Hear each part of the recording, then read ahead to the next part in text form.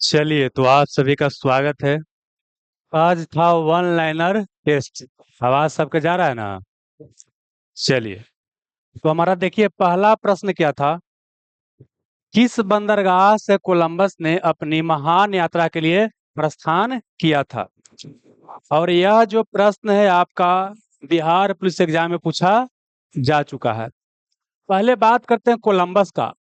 Columbus मूल रूप से कहाँ का था? इटली के। कहाँ का बाबू? मूल रूप से कहाँ का था? इटली का था। लेकिन काम किसके लिए कर रहा था? स्पेन के लिए। जैसे कैसे महेंद्र सिंह धोनी झारखंड के है, काम किसके लिए करता है? चेन्नई सुपर किंग्स के लिए। क्रिकेट खेलते हो ना, जानते हो ना? हाँ। तो इसी बाबू मूल रूप से था इटली के। अभी क्वेश्चन पूछेगा काम किसके लिए? स्पेन के लिए कर रहा था। देखिए एक क्या था? भारत था। और एक क्या है आपको अफ्रीका है।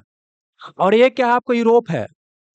और हुआ क्या, पहले ऐसे व्यापार हो रहा था भारत के साथ में, लेकिन यहाँ पर क्या हुआ कि मुस्लिम आक्रमणकारियों का शासन हो गया। इस कारण से व्यापार क्या हो गया? अवरुद्ध हो गया। तो उनको एक नया मार्ग की तलाश था। तो यूरोप में शुरुआत में पुर्तगाल और स्पेन का क्या था? वर्चस्व था। तो जो भी प्रयास करेगा कौन करेगा? पुर्तगाल और स्पेन। तो यहाँ क्या हुआ कि निकला क्या? स्पेन से क्या निकला? स्पेन से एक नाविक जिसका नाम क्या था आपको? कोलंबस। भारत तक खोज करने के लिए अब पहुंच गया यहाँ पर। इसके बारे में कोई जानता हूं था? नहीं था। यहाँ पहुंच गया। इसको बाबू क्या है कि इसका नाम रखा यहाँ के लोग लोग को रेड इंडियन का रखा, रेड इंडियन। इस जगह का नाम क्या पड़ा? अमेरिका पड़ा। चूंकि इसके बारे में पहले कोई नहीं जानता था, इसलिए इसका नाम क्या पड़ा? नई दुनिया। क्या देखिए घटना कब का है? 1492 का। तो अमेरिका का खोज किसने किया है? कोलंबस ने किया। कब किया? 1492 ने। अमेरिका का नाम क्या है? नई दुनिया है। हालांकि अमेरिका का नाम इसके नाम पर नहीं पड़ा है। एक अमेरिकी वेस्पुगी नामक यात्री था, उसके नाम पर अमेरिका का नाम अमेरिका पड़ा है।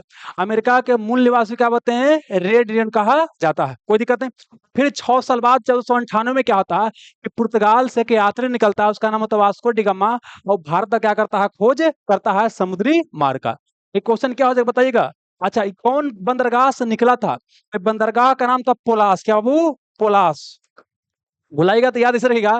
पाल कला, पाल कला जानते हैं ना? तो पाल पुलास, पाल पुलास। पुलास नामक बंदरगाह से स्पेन में ही पड़ता है, वहां से ही निकला था 3 जहाज के साथ। उसमें एक सेंट मारियो करके जहाज का नाम था और भी नाम था, लेकिन पुलास बंदरगाह से निकला था।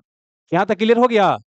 अब क्या करना है कि वास्को डिगामा और स्पेन दोनों क्या करना है, सॉरी पुर्तगाल क्या बोलता है, कोलंबस, दोनों को हमेशा रिलेट करके आपको पढ़ना है। कोई दिक्कत नहीं, आगे बढ़िए। अगला प्रश्न है, पुर्तगालियों ने 1510 में गोवा पर कब्जा उनके किस वायसराय ने किया था? देखिए क्या बोले कि यहां से क्या हुआ कि 1498 में पुर्तगाल से आया वास्को डिगम्मा और भारत के समुद्री मार्ग का खोज किया। कालीकट बंदरगाह पर पहुंचा था केरल में। वहां का शासक कौन था? जमोरिन था।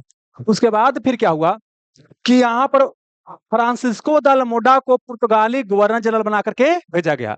और उसके बाद भेजा गया क्या? Alfonso de Albuquerque. क्या वो? अल्फांसो द अल्बकुर को। और वही अल्फांसो द अल्बकुर क्या किया कि यहाँ पर बीजापुर एक एरिया था, बीजापुर के यूसुफ आदिल शाह से क्या किया? गोवा को छीन लिया। कोई दिक्कत नहीं बाबू। तो बोलिए पुर्तगालियों में कौन वायसराय था जो आपको गोवा को जीता? कौन बाबू? यूसुफ, सॉरी क्या बोले? अलबू कर। क्या वो? अलबू कर, अलबू किससे? यूसुफ आदिल शाह से। कहाँ का शासक था? बीजापुर। और वहां से लेकर कब तक ही रहा? ये रहा बाबू पुर्तगाली यहाँ पर 1961 तक, 1961 तक। पुर्तगाली भारत में आने वाले सबसे प्रथम यूरोपीय थे, आज जाने वाले सबसे अंतिम यूरोपीय थे। भारत का व्यापारिक संबंध सबसे पहले किस यूरोपीय कंपनी से स्थापित हुआ? पुर्तगाली से स्थापित हुआ। कोई दिक्कत नहीं, आगे बढ़ा जाए। चलिए, लिखना ना पड़ेगा, बोल रहे हैं तो काम चल जा रहा है ना।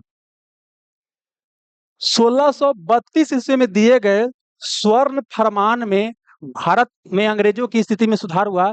उन्हें यह फरमान किसने जारी किया? देखिए पुर्तगाल स्पेन भारत से के साथ व्यापार करने आए, उसी तरह से भारत के साथ व्यापार करने का उन्हें इंग्लैंड आए।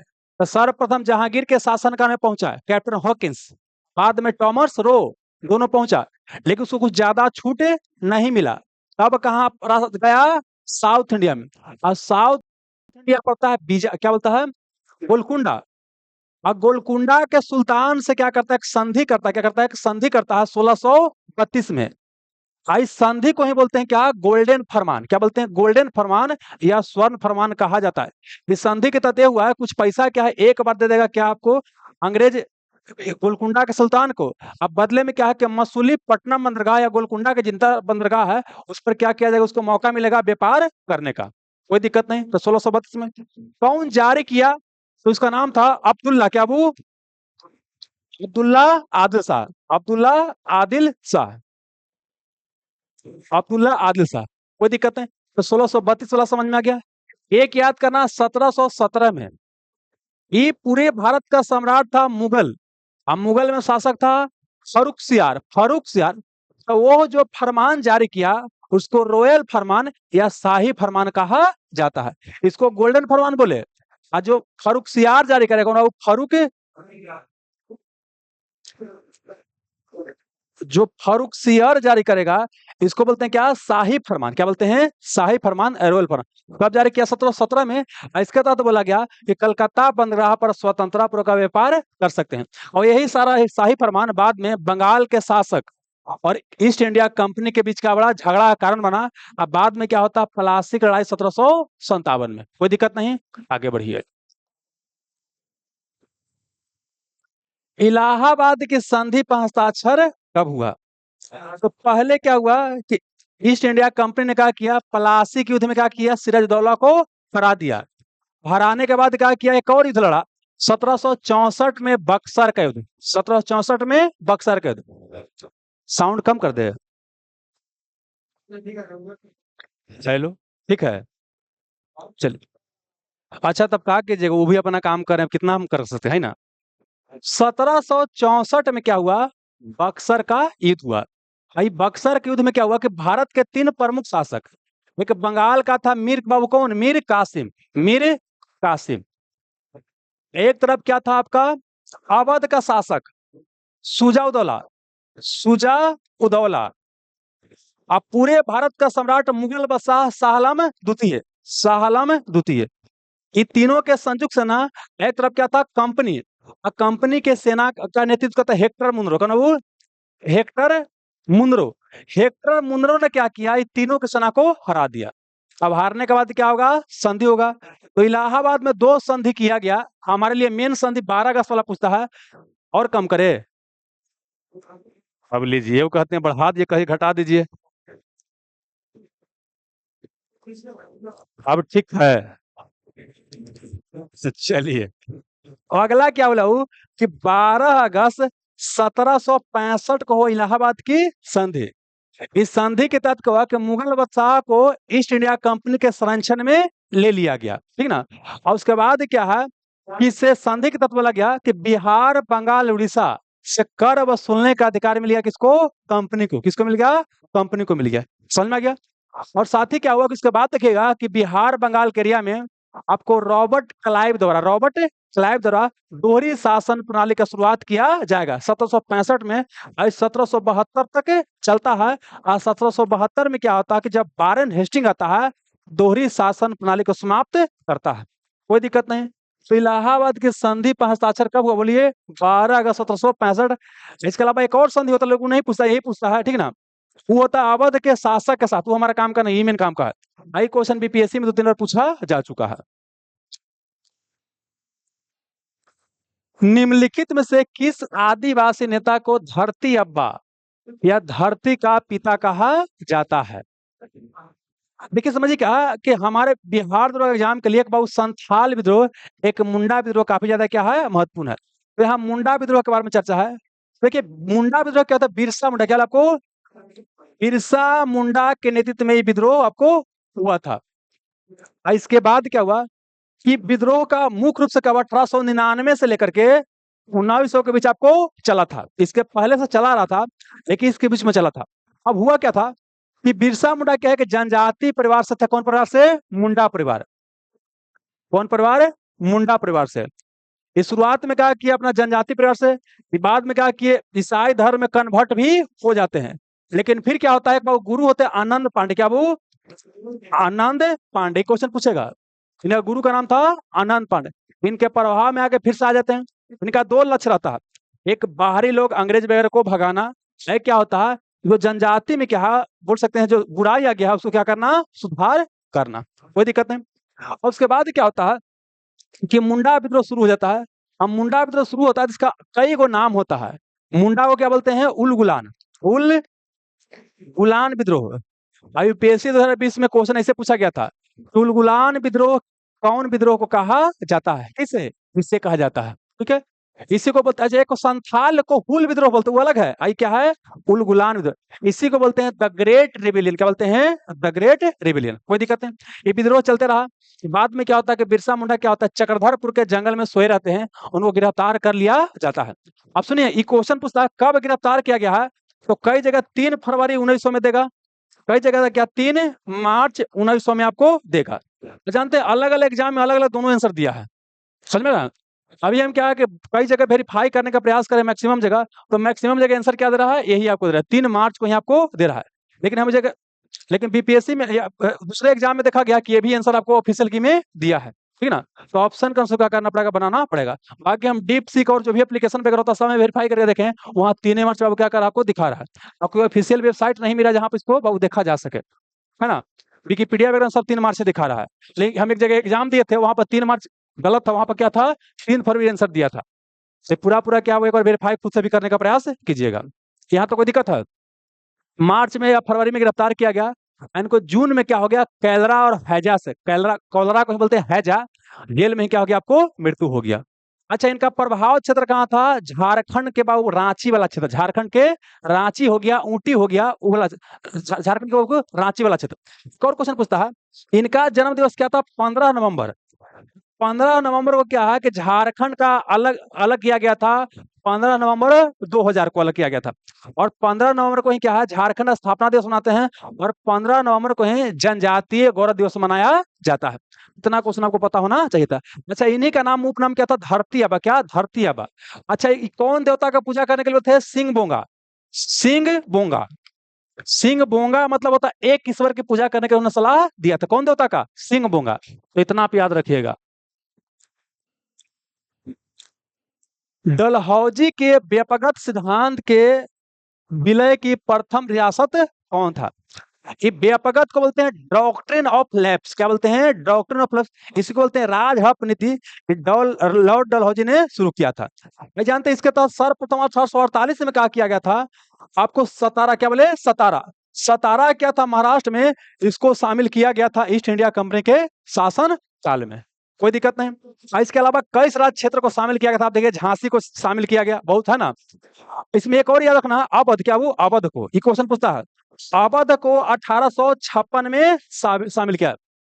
यहाँ के शासक उस समय कौन था, वाजिद अली शाह, क्या था, वाजिद अली शाह था यहाँ का शासक।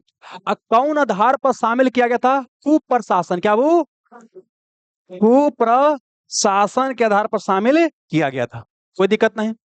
बाद में आता है आपको लॉर्ड केनिंग, तो इसको क्या करता है, व्यपगत सिद्धांत को क्या करता है, समाप्त कर देता है। तो शुरू कौन किया, लॉर्ड डलहौजी ने, समाप्त कौन किया, आपको लॉर्ड केनिंग ने किया, कोई दिक्कत नहीं। और लॉर्ड डलहौजी को बोलते हैं पूरे भारत का निर्माता, आधुनिक निर्माता, क्योंकि पूरे भारत को मिलाया।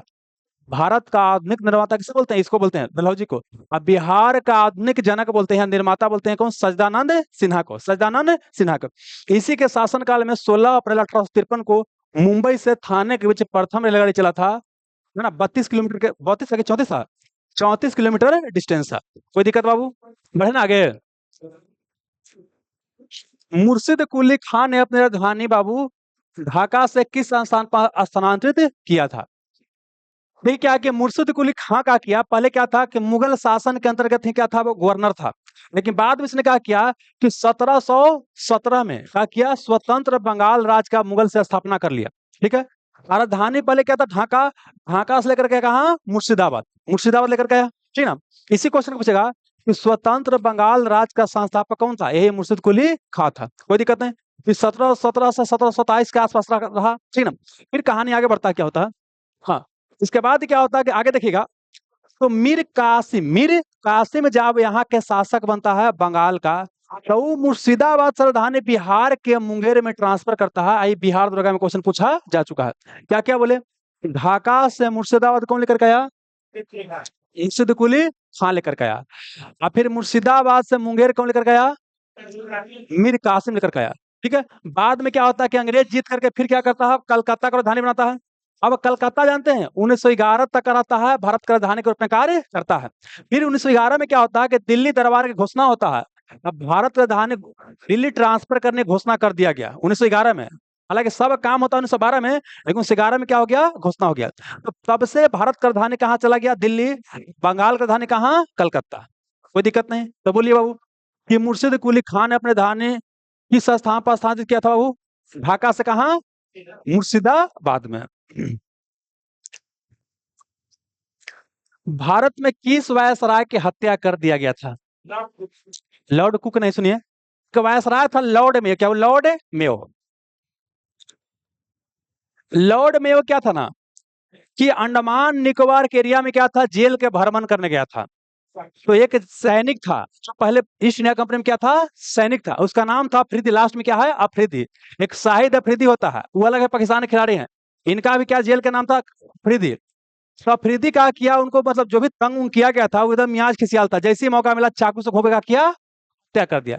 ये बात कब किया? 1872 का। 1800 बाबू 72 की क्या है आपको बात है, ठीक है ना? इनको हत्या कर दिया, कोई दिक्कत नहीं। अंडमान निकोबार में। अब कुछ और याद रखना है, लॉर्ड मेयो के बारे में सबसे ज्यादा क्वेश्चन पूछता है। इनके शासनकाल में भारत में 1872 में पहला जनगणना किया गया था, 1872 में, है ना?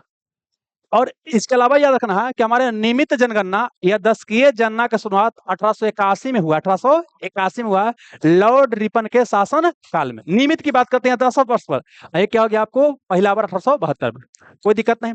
इसके अलावा ध्यान रखिएगा कि 1872 में हमारे आया था, आपको एक एक्ट आया था, नेटिव मैरिज एक्ट। क्या वो नेटिव मैरिज एक्ट आया था 1872 में? नेटिव मैरिज एक्ट था 1872 में। इतना आपको ध्यान रखना था। ये हो गया अब ना? भारत में किस वायसराय की हत्या किया गया? Lord Mayo.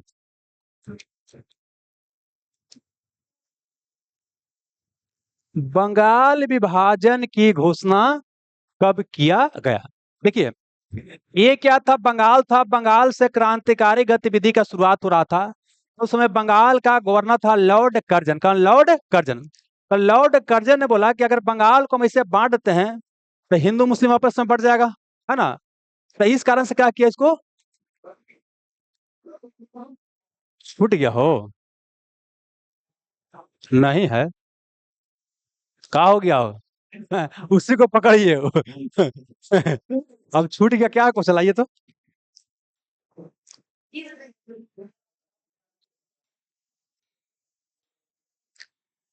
किस अधिनियम ने भारत में कंपनी के शासन को समाप्त कर दिया? लीजिए बाबू,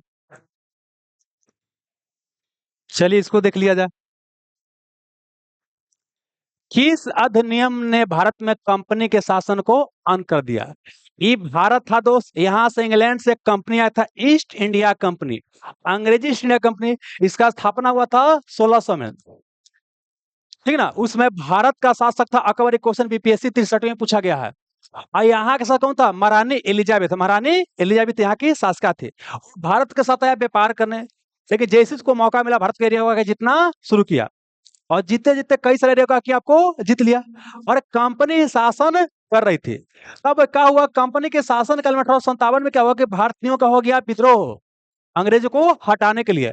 तब इंग्लैंड के शासक लोग क्या बोला, राजा राजा लोग, कि कंपनी भारत में शासन बढ़िया से नहीं कर रहा है, तो इस शासन को करते हैं समाप्त। अब भारत का शासन सीधे कहां से होगा? इंग्लैंड के राजा महाराजा, इंग्लैंड के संसद करेगा, कोई दिक्कत नहीं। और भारतीयों को यह आश्वासन दिया कि आप लोग क्या टेंशन ले रहे हैं, जैसे यहाँ के लोग को अपना नागरिक मान रहे हैं, ऐसे आप भी हमारा क्या बन जाइएगा? पे नागरिक बन जाइएगा। तब 1858 में क्या आता है? एक एक्ट आता है, इसको बोलते हैं 1858 का भारत शासन अधिनियम। इसका एक और नाम है गुड गवर्नेंस एक्ट, अच्छा शासन करने वाला अधिनियम किसे कहते हैं? इसको ना। इसके तहत क्या हुआ? कंपनी के शासन का अंत कर दिया गया। अब भारत का शासन ब्रिटिश संसद को, ब्रिटिश पार्लियामेंट को, ब्रिटेन का महारानी को कुछ बोले वहां पर ट्रांसफर कर दिया गया। यहाँ तक कोई दिक्कत नहीं।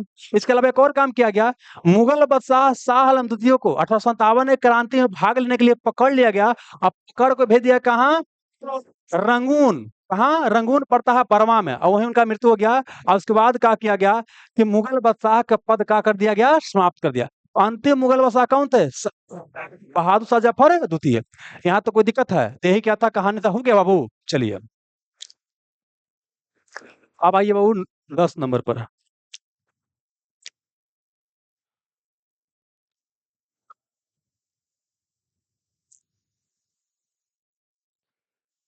हाँ, तो क्या बोले कि बंगाल से क्रांतिकारी गतिविधि का शुरुआत हो रहा था, तो लॉर्ड कर्जन ने कई सारा काम किया था।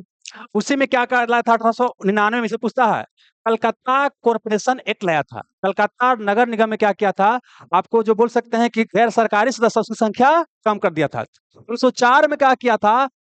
थॉमस रेले की अध्यक्षता में क्या किया था? एक समिति बनाया गया था विश्वविद्यालय को अध्ययन करने के लिए, और उसके आधार पर लाया गया कुछ इंडियन यूनिवर्सिटी एक्ट लाया था 1904 में। कोई दिक्कत नहीं, ठीक ना? और उसके बाद फाइनली इसका काम किया 1905 में, बंगाल का कर दिया विभाजन। तो विभाजन एक घोषणा किया गया, एक बाबू क्या घोषणा, ये क्या हो गया आपको? लागू। घोषणा किया गया क्या? जुलाई में, कौन आपको? जुलाई में। कई जगह 19 देगा, कई जगह 20 जुलाई देगा, ऑप्शन को सो बनाना होता है। तो 19 जुलाई या 20 जुलाई को क्या 1905 में घोषणा किया गया। भाई लागू होता कब? 16 अक्टूबर को। ये डेट याद करना, 16 अक्टूबर 1905 को क्या होता है? लागू होता। कोई दिक्कत नहीं। लेकिन अब समझना क्या है कि बंगाल विभाजन घोषणा जैसे किया गया, तो 7 अगस्त 1905 को ही कलकत्ता के टाउन हॉल में एक मीटिंग बुलाया गया, और वहां शुरुआत हुआ क्या? स्वदेशी आंदोलन। क्या हुआ? स्वदेशी आंदोलन क्या हुआ? आपको शुरुआत हुआ। कोई दिक्कत नहीं। तो आइए, बंगाल विभाजन घोषणा कब किया गया बताइए? अब पूछे कि बंगाल विभाजन रद्द कब किया गया? 1911 में। केकरा शासनकाल में? लॉर्ड हार्डिंग द्वितीय। लॉर्ड हार्डिंग द्वितीय के शासनकाल में बंगाल विभाजन का किया गया, रद्द किया गया। कोई दिक्कत है बाबू? चलिए,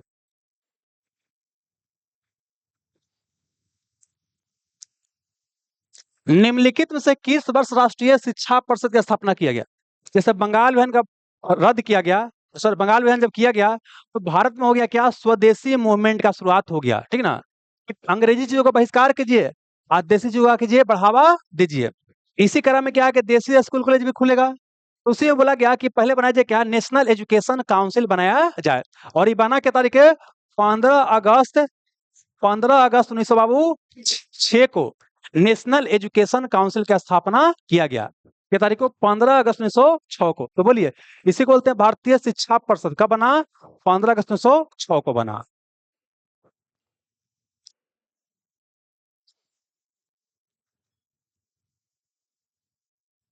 वही क्वेश्चन है जी। ये क्वेश्चन 2 बार सेट हो गया क्या बाबू? अच्छा, 2 बार यहाँ यहाँ हो गया ना। आइए, महात्मा गांधी ने भारतीय राष्ट्रीय कांग्रेस के किस अधिवेशन की अध्यक्षता किया था? देखिए, कांग्रेस का स्थापना इस 1885 में किया गया था, दिसंबर महीना में। हर साल इसका दिसंबर महीना में मेन अधिवेशन होता था। उसी क्रम में क्या हुआ कि 1900 बाबू 1924 में हुआ क्या समझेगा? महात्मा गांधी को क्या है कि असहयोग आंदोलन के कारण गिरफ्तार कर लिया गया, उनको जेल में भेज दिया गया, बाद में उनको छोड़ा गया। तो जो व्यक्ति पॉपुलर होता था उसी को उसका अध्यक्ष बनाया जाता था। 1924 में कौन पॉपुलर थे? महात्मा गांधी। इनको कहा गया कि यहाँ पर कर्नाटक है, कर्नाटक में यहाँ बेलगांव है। बेलगांव में क्या अधिवेशन किया है कांग्रेस का, और महात्मा गांधी को अध्यक्ष चुन लिया गया। अब कांग्रेस के एकमात्र अध्यक्षता कौन किया? महात्मा गांधी। अब 1924 में कहा? बेलगांव में। अब 10 साल बाद 1934 में कांग्रेस को क्या करते हैं? छोड़ते हैं। अब कांग्रेस छोड़ने के बाद क्या बोलते हैं? कांग्रेस के मिट्टी से, कांग्रेस के सॉरी देश के मिट्टी से कांग्रेस से बड़ा आंदोलन खड़ा कर देंगे। ये भी ध्यान रखिएगा, जब हमारा देश आजाद हो रहा था तो कांग्रेस सदस्य नहीं थे। उसके बाद कांग्रेस से सदस्य नहीं रहते हैं, लेकिन देखा जाए तो इनका प्रभाव रहता था। लेकिन कांग्रेस सदस्य उसके बाद ही कभी नहीं बने थे। कांग्रेस छोड़े क्यों थे? कांग्रेस के अंदर जो नया नया विचारधारा उभर रहा था, खासकर समाजवादी विचारधारा था, है ना, उस कारण से क्या कीजिए आपको कांग्रेस को क्या किए थे? छोड़ दिए थे। आइए, तो महात्मा गांधी ने भारतीय राष्ट्रीय कांग्रेस के किस अधिवेशन का अध्यक्षता किया? 1924 का बेलगांव, 1924 का बेलगांव। किसने कोलकाता में निर्मल हृदय की स्थापना किया था? देखिए, यहाँ तो यही क्वेश्चन पूछता है कि निर्मल हृदय कहते किसको है बाबू? तो किसको? मदर टेरेसा को। तो आपका काम क्या है कि प्रमुख व्यक्तियों का उपनाम याद कर लीजिएगा।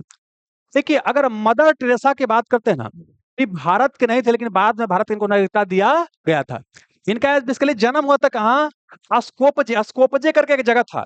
कई जगह देता है क्या अल्बानिया, कई जगह अल्बानिया देता है, लेकिन एक्चुअली एक्चुअली में इनका अल्बानिया में जन्म नहीं हुआ था। अल्बानिया का इनका क्या था? माता पिता थे, अल्बानिया का माता पिता। इनका जगह का नाम क्या? स्कोपजे नामक जगह में जन्म हुआ था। वर्तमान में यह पड़ता जाता है कहाँ? उत्तरी मैसेडोनिया। क्या वो उत्तर मेसोडोनिया में पड़ता है? कहाँ पड़ता है? उत्तर मेसोडोनिया में पड़ता है। ये कहाँ पड़ता है? यूरोप के उत्तर मेसोडोनिया में पड़ता है। बाद में क्या हो कि बहुत ही कम एज में 18-19 साल की एज में क्या किए? आयरलैंड चले गए और उसके बाद भारत आ गए। अब भारत में कहाँ? कलकत्ता में इनका मेन बेस था। पूछे इनका मेन बेस कहाँ था? कलकत्ता में। और कलकत्ता में उन्होंने क्या किया? गरीब लोग को, या बोल सकते हैं जिनको बीमारी हो गया है, भोजन नहीं मिल रहा है, उनको सेवा करने के लिए स्थापना किया mission of charities. Mission of charity की स्थापना किया, या वो क्या बोले निर्मल हृदय की स्थापना किया। बात क्या है? एक ही है, कोई दिक्कत नहीं। अब क्या होता है? इनको बाद में होता है 1879 में क्वेश्चन पूछेगा, 1800 नहीं 1900 में, 1979 या 1980, दो को याद रखिएगा। इनको दिया गया क्या? नोबेल पुरस्कार दिया गया, शांति का दिया गया नोबेल पुरस्कार। और वो अगला साल इनको दिया गया भारत रत्न। मैंने जब को नोबेल पुरस्कार दिया गया तो बोले कि बड़ा बढ़िया आदमी लगता है कि इसको देना चाहिए भारत रत्न। नहीं, मैंने भुलाइएगा तो याद करने का तरीका है कि पहले को क्या मिला। देखिए होता क्या ना कि हमारे यहाँ कितनों महान आदमी है ना, आपको कोई वैल्यू नहीं है, घर के मुर्गी दाल बराबर है। लेकिन यूरोप के आदमी कुछ कह दिया ना तो उसका वैल्यू बढ़ गया। यूरोप के आदमी कुछ कह दिया तो वैल्यू क्या होता है? बढ़ जाता है। तो ऐसे क्या हुआ कि 1979 में नोबेल प्राइज दिया गया, 1980 में दिया गया, इनको भारत रत्न दिया गया। ये क्या थे कि ईसाई धर्म के प्रचारक थी, मुख्य रूप से देखा जाए, है ना। कई आलोचक इनका आलोचना भी करते हैं, कई आलोचक क्या करते हैं? इनका आलोचना भी करते हैं अलग अलग कारण से। समझ में ना? फिलहाल जानिए हमारा जो क्वेश्चन पूछेगा ये पूछेगा, तब बोलिए क्या आंसर हो जाएगा? Mother Teresa. वर्ष 1905 में श्यामजी कृष्ण वर्मा ने इंडिया हाउस की स्थापना किया था। कहाँ बाबू? लंदन में। वही लंदन बाबू जहां से ग्रीनविच क्या होता है? ग्रीनविच है, और जहां से 0 डिग्री देशांतर या अंतरराष्ट्रीय समय रेखा क्या होता है? गुजरता है। यहीं पर क्या 1905 में क्या किया गया? श्यामजी कृष्ण द्वारा इंडिया हाउस की स्थापना किया, एक हॉस्टल का रूप में कार्य करता था। यहाँ क्रांतिकारी लोग रहते थे। यही बाबू, यही बोल सकते हैं कि इंडिया हाउस में बाद में क्या होते हैं? आपको बीडी सावरकर, विनय दामोदर सावरकर पहुंचते हैं और वहीं पर पुस्तक का रचना करते हैं, first war of independence, Bharat की प्रथम स्वतंत्रता संघर्ष। 1857 की क्रांति को सर्वप्रथम किसने स्वतंत्रता संघर्ष कहा था? कौन? VD Savarkar. First war of independence नामक पुस्तक आपको लिखा था। कोई दिक्कत नहीं। तो इंडिया हाउस कहाँ? आपको लंदन में है। अब कुछ और हाउस, व्हाइट हाउस कहाँ है? अमेरिका में, जहां अमेरिका के राष्ट्रपति रहते हैं उनको व्हाइट हाउस कहते हैं। बिरला हाउस कहाँ? दिल्ली में, जहां महात्मा गांधी को नाथूराम गोडसे ने 30 जनवरी 1948 को गोली मार के हत्या कर दिया था।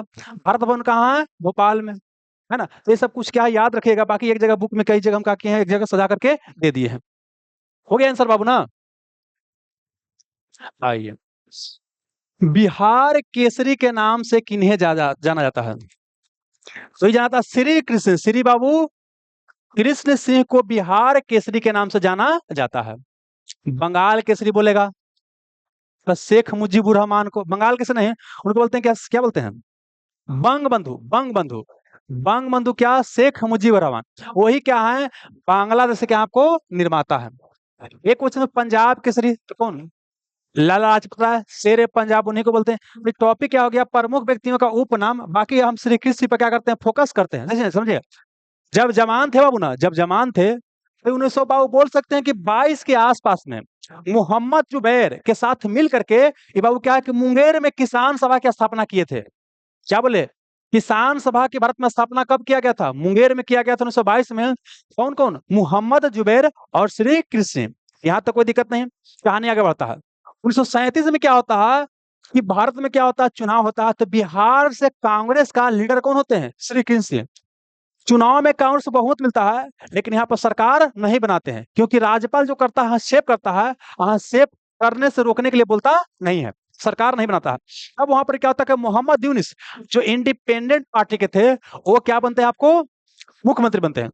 पहले मुख्यमंत्री को प्रधानमंत्री बोलते हैं। तो बिहार का मुख्यमंत्री, बिहार का प्रथम मुख्यमंत्री या बिहार का प्रथम प्रधानमंत्री कौन बन गए? मोहम्मद यूनिस बन गए।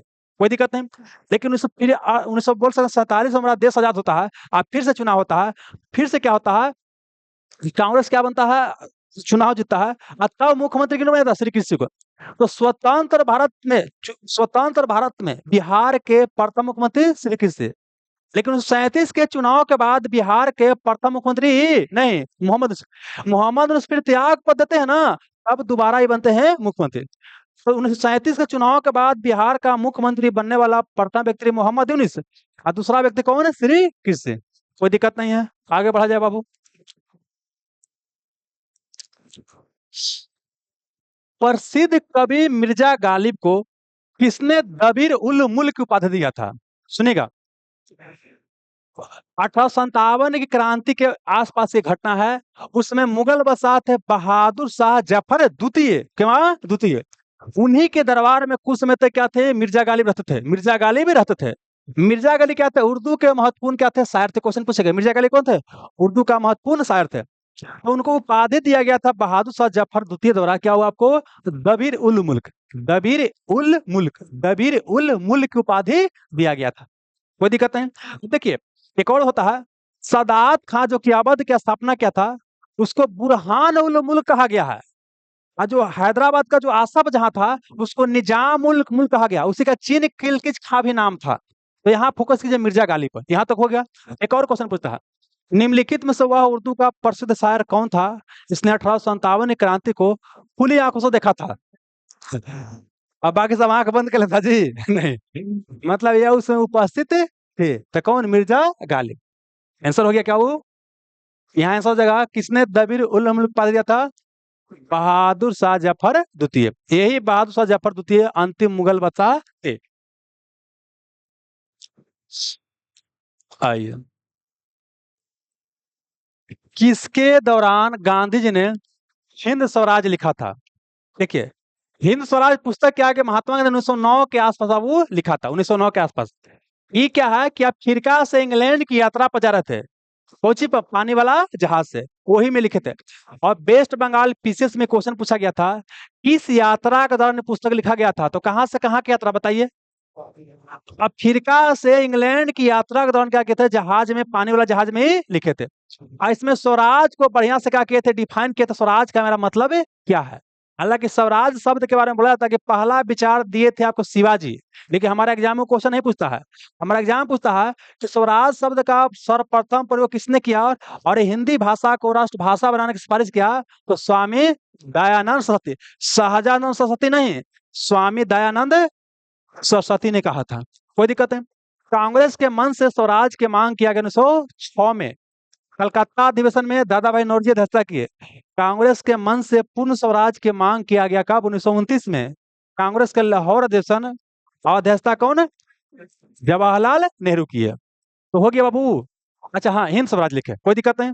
अब महात्मा गांधी ने कई सारा पुस्तक लिखा है, उस कई सारा पुस्तक आपको पूछता है। इसके अलावा क्या है? हिंद स्वराज हो गया। एक पूछता है माई एक्सपेरिमेंट विद ट्रूथ, सत्य के साथ मेरा प्रयोग, यही लिखे। लेकिन मूल रूप से यह गुजराती भाषा में लिखा गया। तो क्वेश्चन पूछा गया कि महात्मा गांधी का जो आत्मकथा था मूल रूप से कौन भाषा में लिखा गया था? इसको अंग्रेजी में अनुवाद किया था महादेव देसाई। कौन? महादेव देसाई। जो महात्मा गांधी क्या थे? आपको पर्सनल क्या थे? सचिव थे। हालांकि एक और क्वेश्चन पूछा गया है, नोआखली में 1946 के आसपास दंगा हुआ था, तो वहां पर उस काल में महात्मा गांधी के सचिव कौन थे? प्यारेलाल। कौन? वो प्यारेलाल थे। इसके अलावा इन्होंने पुस्तक लिखा था वो नवजीवन, क्या वो? नवजीवन, नवजीवन है ना। एक बाबू क्या? Young India, young India. New India बोलेगा क्या? वो न्यू इंडिया बोलेगा। एनी बेसेंट, यंग इंडिया पत्रिका पुस्तक, अरे कुछ पूछा गया कि पत्रिका का पुस्तक है। तो सुनिए बता रहे हैं, अब इतना क्या माइन्यूट डिटेल याद रख पाना संभव हमारे लिए नहीं रहेगा। तो हमको याद करना है कि भाई पत्र है या पत्रिका या पुस्तक है। बाकी पूछ लेगा जिसका, उसको फिर रटिएगा, वो आपका काम है, हमारा काम बाबू नहीं है। क्या वो? तो वो भी लिखे होंगे इस नाम से, हो सकता, कौन बड़ा बात है। एक ही वंदे मातरम की ही बात करते हैं, उस नाम से कई गो पत्र पत्रिका पुस्तक और लिखा गया, हो सकता, कोई बड़ी बात नहीं है, ठीक है ना। लेकिन जो मोस्टली एग्जाम में क्वेश्चन पूछ रहा है उसके अनुसार बताने का प्रयास करें। बाकी अगर लिखा गया तो पढ़ लीजिए एक आध बार। फिलहाल जाने क्या कि नवजीवन की बात करते हैं, यंग इंडिया की बात करते हैं। अन्य इंडिया कौन है? एनी बेसेंट, वही हो गया है ना। इसके अलावा क्या? हरिजन, क्या वो? हरिजन, हरिजन सेवक संघ की स्थापना किए थे और हरिजन पत्रिका के प्रकाशन किए थे। इतना फिलहाल याद रखिए, ऐसे तो बहुत चीज हो सकता है, लेकिन इतना याद रखिए काम हो जाएगा, ठीक है ना। चलिए।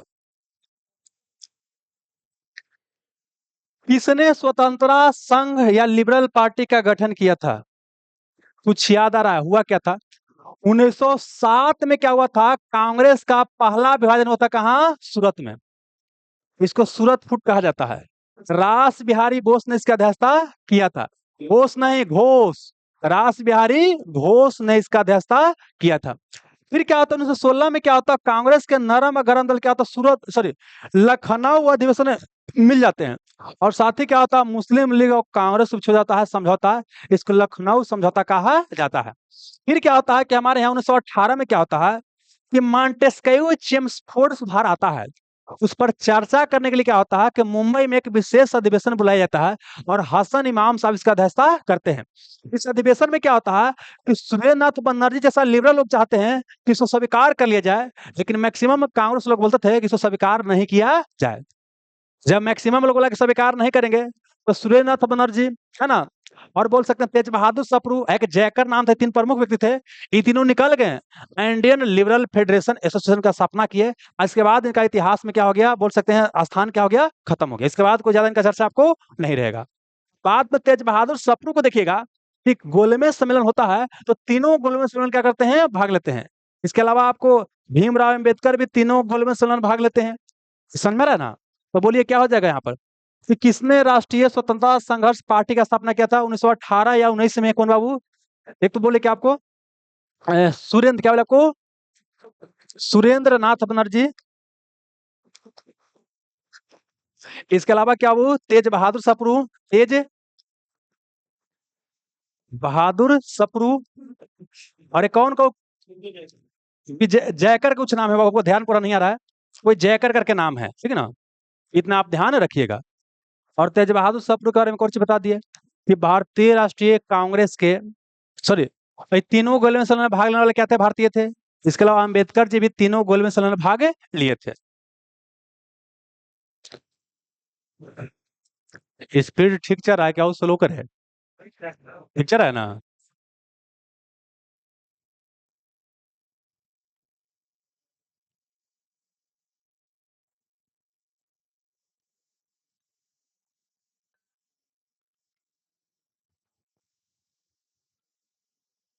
यहाँ तो स्पीड लग रहा है कि सही चल रहा है, पर क्वेश्चन 2 मिनट लग रहा है बाबू। आइए, अब ये गणपति उत्सव की शुरुआत बाल गंगाधर तिलक द्वारा कब किया गया था? तो सुनिएगा, एक है गणपति उत्सव, एक है शिवाजी उत्सव। तो पहले गणेश जी की पूजा हमारे घर में पूजा होता तो होता है, और उसके बाद कोई और का होता है।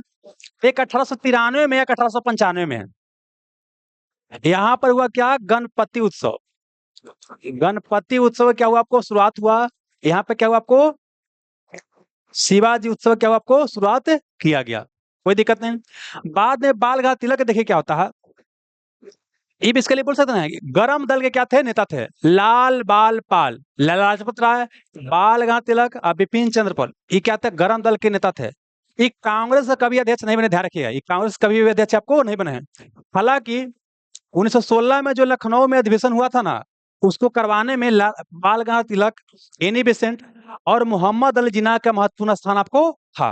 कोई दिक्कत है? इन्होंने का नारा दिया था, स्वराज मेरा जन्मसिद्ध अधिकार है और मैं इसे लेकर के रहूंगा। स्वराज मेरा जन्मसिद्ध अधिकार है और मैं इसे लेकर के रहूंगा। कोई दिक्कत नहीं है ना? तो याद इनको उपनाम क्या है, क्या बोलता है, लोकमान।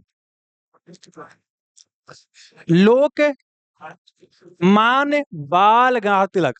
और लोक नायक बोलेगा तो जयप्रकाश नारायण। इनको जानते हैं, एक व्यक्ति थे बिलोन टाइल, क्या वो बिलोन टाइल, बिलोन टाइन सिरोल। तो वेलेंटाइन सिरोल ने इनको बोला था भारतीय अशांति का जनक, फादर ऑफ इंडियन अनरेस्ट। कौन बोला था? वेलेंटाइन सिरोल इनको कहा था। इन्होंने पुस्तक लिखा था, वो मराठा, क्या आपको, मराठा केसरी। आप ध्यान रखिएगा कि मराठा मराठा में नहीं था, ये अंग्रेजी में था। केसरी किस में था, मराठी में। इसके अलावा क्या है कि जब इनको मांडले जेल भेज दिया गया था, तो वहां पर गीता रस लिखे थे। क्वेश्चन पूछा गया है कि गीता रस पुस्तक कहाँ लिखे थे, मांडले जेल में उन्होंने गीता रस पुस्तक लिखा था। इसके अलावा इन्होंने पुस्तक लिखा Arctic home of Vedas. Arctic home of Vedas क्यों लिखे थे, आपको यही आपको लिखे थे। यहाँ तो कोई दिक्कत नहीं है, आगे बढ़ते हैं बाबू।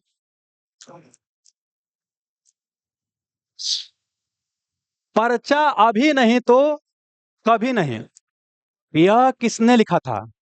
इसको अंग्रेजी में बोलते हैं नाउ या नेवर, नाउ या नेवर।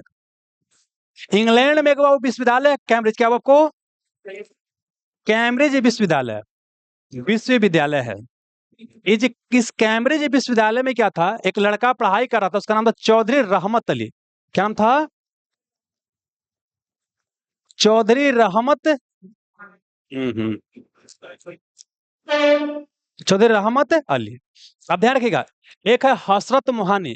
तो हसरत मोहानी वही व्यक्ति हैं जो भारतीय राष्ट्रीय कांग्रेस के मन से प्रथम बार स्वतंत्रता का प्रस्ताव पारित किए थे। और वही चौधरी रहमत अली हैं जो बाबू लिखे थे इनकलाब जिंदाबाद, जिसको बाद में पॉपुलर बनाए थे भगत सिंह। कौन बाबू? भगत सिंह ने उसको पॉपुलर बनाया था। कोई दिक्कत नहीं है। तो यहाँ पर क्या है कि चौधरी रहमत अली का किया 1933 में, याद कीजिए 1930, 31, 32 तीन गोल में संलग्न हुआ था। तो सबको ध्यान आकर्षित करने के लिए इन्होंने क्या किया, नाउ या नेवर नाम से एक पैम्पलेट छपा और इसमें प्रथम बार क्या किया, पाकिस्तान शब्द दिया। क्या दिया बाबू? पाकिस्तान शब्द का जनक ये है। पाकिस्तान नाम एक कंट्री का जनक बोलेगा ना तो कौन है? मोहम्मद अली जिन्ना, पाकिस्तान का राष्ट्रपिता। लेकिन पाकिस्तान शब्द का जनक कौन है? ए है। अगर द्विराष्ट्र सिद्धांत बोलेगा तो मोहम्मद इकबाल।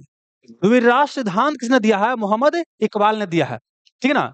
लेकिन अगर बोलेगा, क्या बोलता है, मुस्लिमों के लिए अलग देश के लिए सर्वप्रथम विचार किसने दिया था आपको? मोहम्मद इकबाल। वही मोहम्मद इकबाल जो सारे जहां से अच्छा हिंदुस्तान आपको लिखे थे। अब आप क्या बोले कि पाकिस्तान शब्द कौन दिया? तो चौधरी रहमत अली। अब पाकिस्तान देश का निर्माता कौन है? मोहम्मद अली जिन्ना। इतना आपको याद रखना था। आंसर हो जाएगा वो कौन? चौधरी रहमत अली हो जाएगा।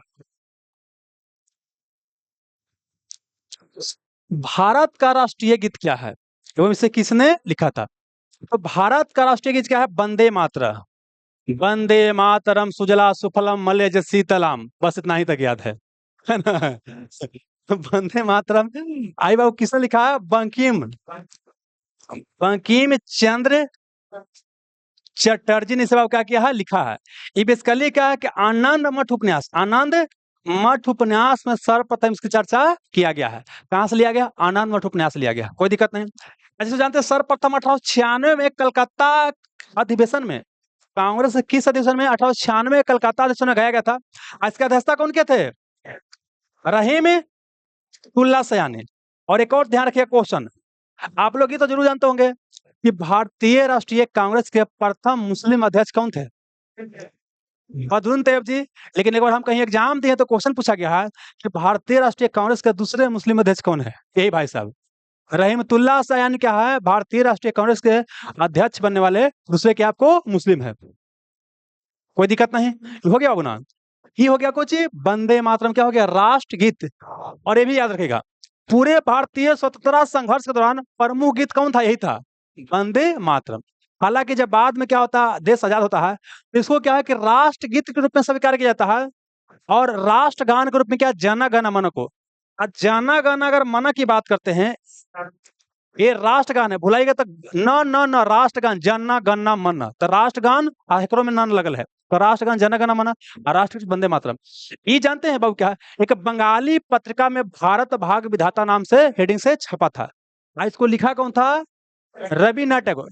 तो रविन्द्रनाथ टैगोर एक तो हमारे देश का राष्ट्रगान की रचना की है, अब बांग्लादेश के अमार सुनार बांग्ला दो का डायरेक्ट रचना किए हैं। इसके अलावा क्या है कि श्रीलंका के राष्ट्रगान पर भी क्या इनका प्रभाव आपको दिखाई देता है, लेकिन दो देश के राष्ट्रगान की रचना किए हैं।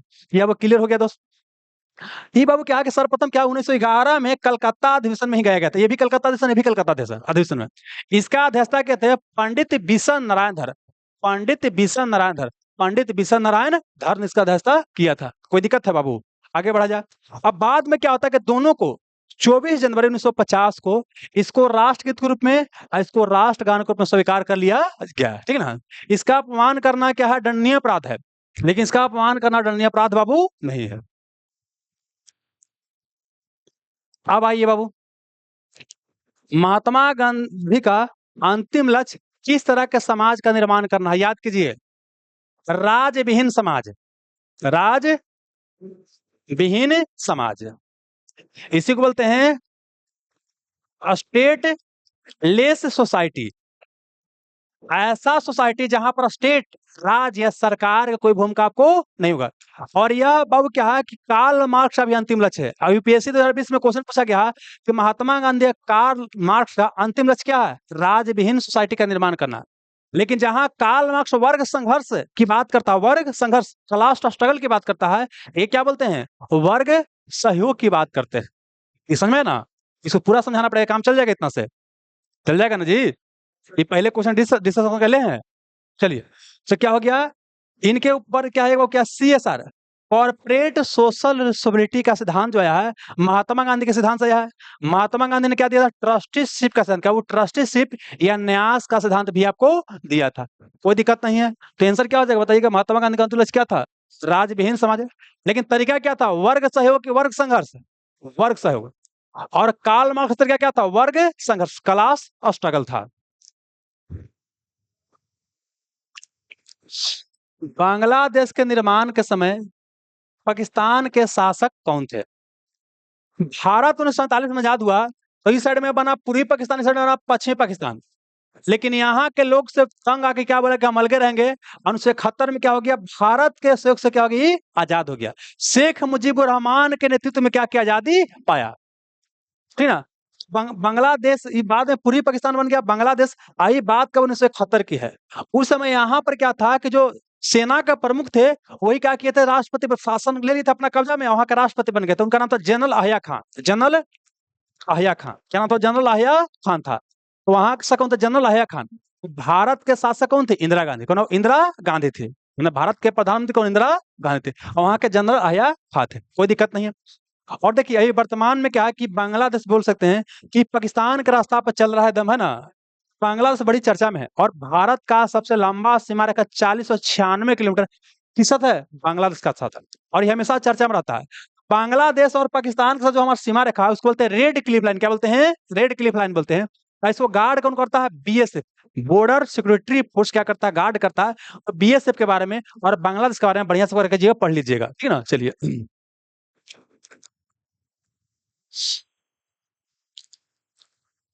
आर्य समाज की स्थापना कब और कहां हुआ था?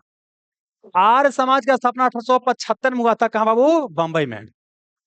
हालांकि इसको बाद में इसका मुख्यालय बोलेगा तो लाहौर में ट्रांसफर कर दिया गया। तो सुनिए, 1875 में आर्य समाज का स्थापना हुआ। कहां पर? बंबई में। लेकिन इसका मुख्यालय कहां? लाहौर में। वर्तमान लाहौर कहां पड़ता है? पाकिस्तान में पड़ता है। और इसका संस्थापक कौन थे? दयानंद। क्या वो? दयानंद सरस्वती। अब देखिएगा, एक है स्वामी सहजानंद सरस्वती। तो स्वामी सहजानंद सरस्वती क्या है? किसान नेता। क्या आपको? किसान नेता। ये क्या है? हिंदू धर्म के अंदर क्या था? एक समाज सुधार था।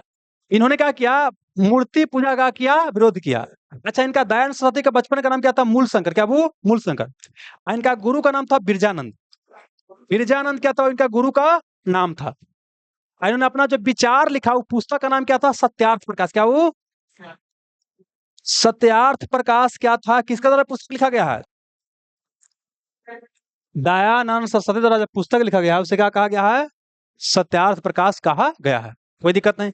बाद में क्या होता है कि आर्य समाज कई भाग में क्या होता बढ़ता है। एक क्या होता है? एक समर्थक होता है अंग्रेजी शिक्षा का, एक क्या होता है? देसी शिक्षा का, ठीक ना? तो अंग्रेजी शिक्षा वाला समर्थक क्या करता है? डीएवी की स्थापना करते हैं, जिसमें लाला लाजपत राय शामिल होते हैं। और स्वामी श्रद्धानंद का नाम सुने होंगे, सुने ना? तो वो क्या होते हैं बाबू? आपको भारतीय संस्कृति सभ्यता के ज्यादा समर्थक होते हैं। तो वो क्या करते हैं? गुरुकुल कांगड़ी की स्थापना करते हैं।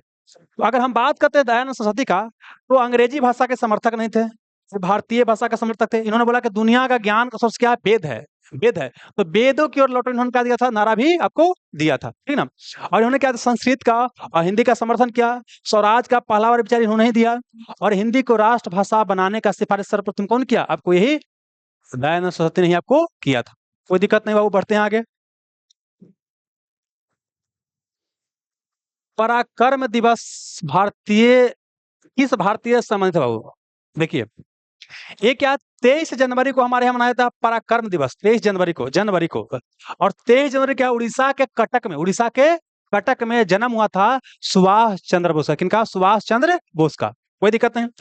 अब सुभाष चंद्र बोस की बात करते हैं तो ये क्या थे? आप बोल सकते हैं कि चित्तरंजन दास के विचार से प्रभावित है। चित्तरंजन दास को मानते हैं कि राजनीति का गुरु। चित्तरंजन दास क्या थे? इनका राजनीतिक आपको गुरु थे। फिर अगला पॉइंट ध्यान रखना है, इनका आध्यात्मिक गुरु बोलेगा या पूरे भारतीय स्वतंत्रता संघर्ष के दौरान आध्यात्मिक गुरु किन्हें मानते हैं? तो विवेकानंद को आध्यात्मिक गुरु माना जाता है पूरे भारतीय स्वतंत्रता संघर्ष का। और खास करके सुभाष चंद्र बोस का आध्यात्मिक गुरु पूछेगा तो ये हो जाएंगे। लेकिन राजनीतिक गुरु को पूछेगा तो कौन? कुछ और पॉइंट। अगर यही पूछेगा महात्मा गांधी का राजनीतिक गुरु तो गोपाल कृष्ण गोखले, और गोपाल कृष्ण गोखले का राजनीतिक गुरु एमजी रेनाल्ड है। और एक और पूछेगा कि लाला लाजपत राय के राजनीतिक गुरु कौन थे? Joseph Mazzini. कौन है वो? Joseph Mazzini. हालांकि वो यहाँ का इटली का था, लेकिन उसके विचार से क्या थे? आपको प्रभावित थे, कोई दिक्कत नहीं। एक और क्वेश्चन पूछेगा, एक ये याद रखिए, सेप्स। क्या वो? सेप्स। सिकंदर गुरु कौन? अरस्तु। अरस्तु गुरु प्लूटो, और प्लूटो के सुकरात। सिकंदर गुरु अरस्तु, अरस्तु के प्लूटो, और प्लूटो के सुकरात। देखो बाबू, बिहार में सेप्स होता है नहीं, जो आर्मी से रिटायर करके आता ड्यूटी करता है, ऐसे सेप्स याद कर लीजिए, आप काम आपका हो जाएगा। ये हो गया बाबू। बाद में सुभाष चंद्र बोस के बारे में देखिएगा कि 2 बार कांग्रेस अध्यक्ष बनते हैं। एक बार 1938 में, एक 1939 में। ये बाबू कहाँ? हरिपुरा में। हरिपुरा पड़ता है गुजरात में। आई त्रिपुरी, त्रिपुरा ना है, त्रिपुरी।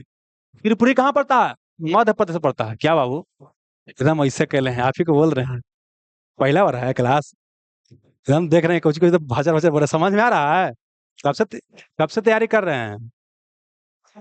नए नए? वही तो लग रहा है हमें कि नए नए कर रहे हैं, है ना? कि हम ऐसे देखने करने से करने फंस गए आके, है ना? देखो इको ज्यादा है, आज वह एडजस्ट कर लीजिए। अब बोल दिए तो सही करवाया जाएगा, है ना? देखिए ये भी हो सकता है जो पहले से क्लास कर रहे हैं उनको एडजस्ट कर गए हैं, आज जो नहीं हो जाता है, आज जो नया नया बच्चा है उनको एडजस्ट में सब समस्या होता है। अगर इस तरह से है हम तो देख ले, हमको भी लग रहा है कि थोड़ा इको गड़बड़ है ना? इसको देख लेंगे। और होता है क्या ना, माना करते हैं लेकिन कहो कि ऐजा कुछ हुरा मत कीजिएगा। कई बार माना करने के बाद भी क्या करता है, लेकिन गाना वाना बजा देता है। कई बार आके गाना वाना बजा लेता है, इन्होंने जहाँ कर दिया जहाँ गवाया जाता है ना? आइए, ये हुआ बाबू। हरिपुरा में और त्रिपुरी में। त्रिपुरी में क्या आता है बाबू? कांग्रेस फिर टूटे गार पा जाता है, तब यहाँ पर त्याग पर देते हैं। और उसके बाद हस्ता कौन करता है? डॉक्टर राजेंद्र प्रसाद। भाई भाई कहाँ चले गए हैं? जर्मनी, अफगानिस्तान के रास्ता से। और जर्मनी विदेश मंत्रालय या जर्मनी के तनाशा हिटलर, जो भी अफसर बनाइएगा, या तो जर्मनी के विदेश मंत्रालय या जर्मनी के हिटलर, इनको दिया कौची? नेताजी को उपाधि।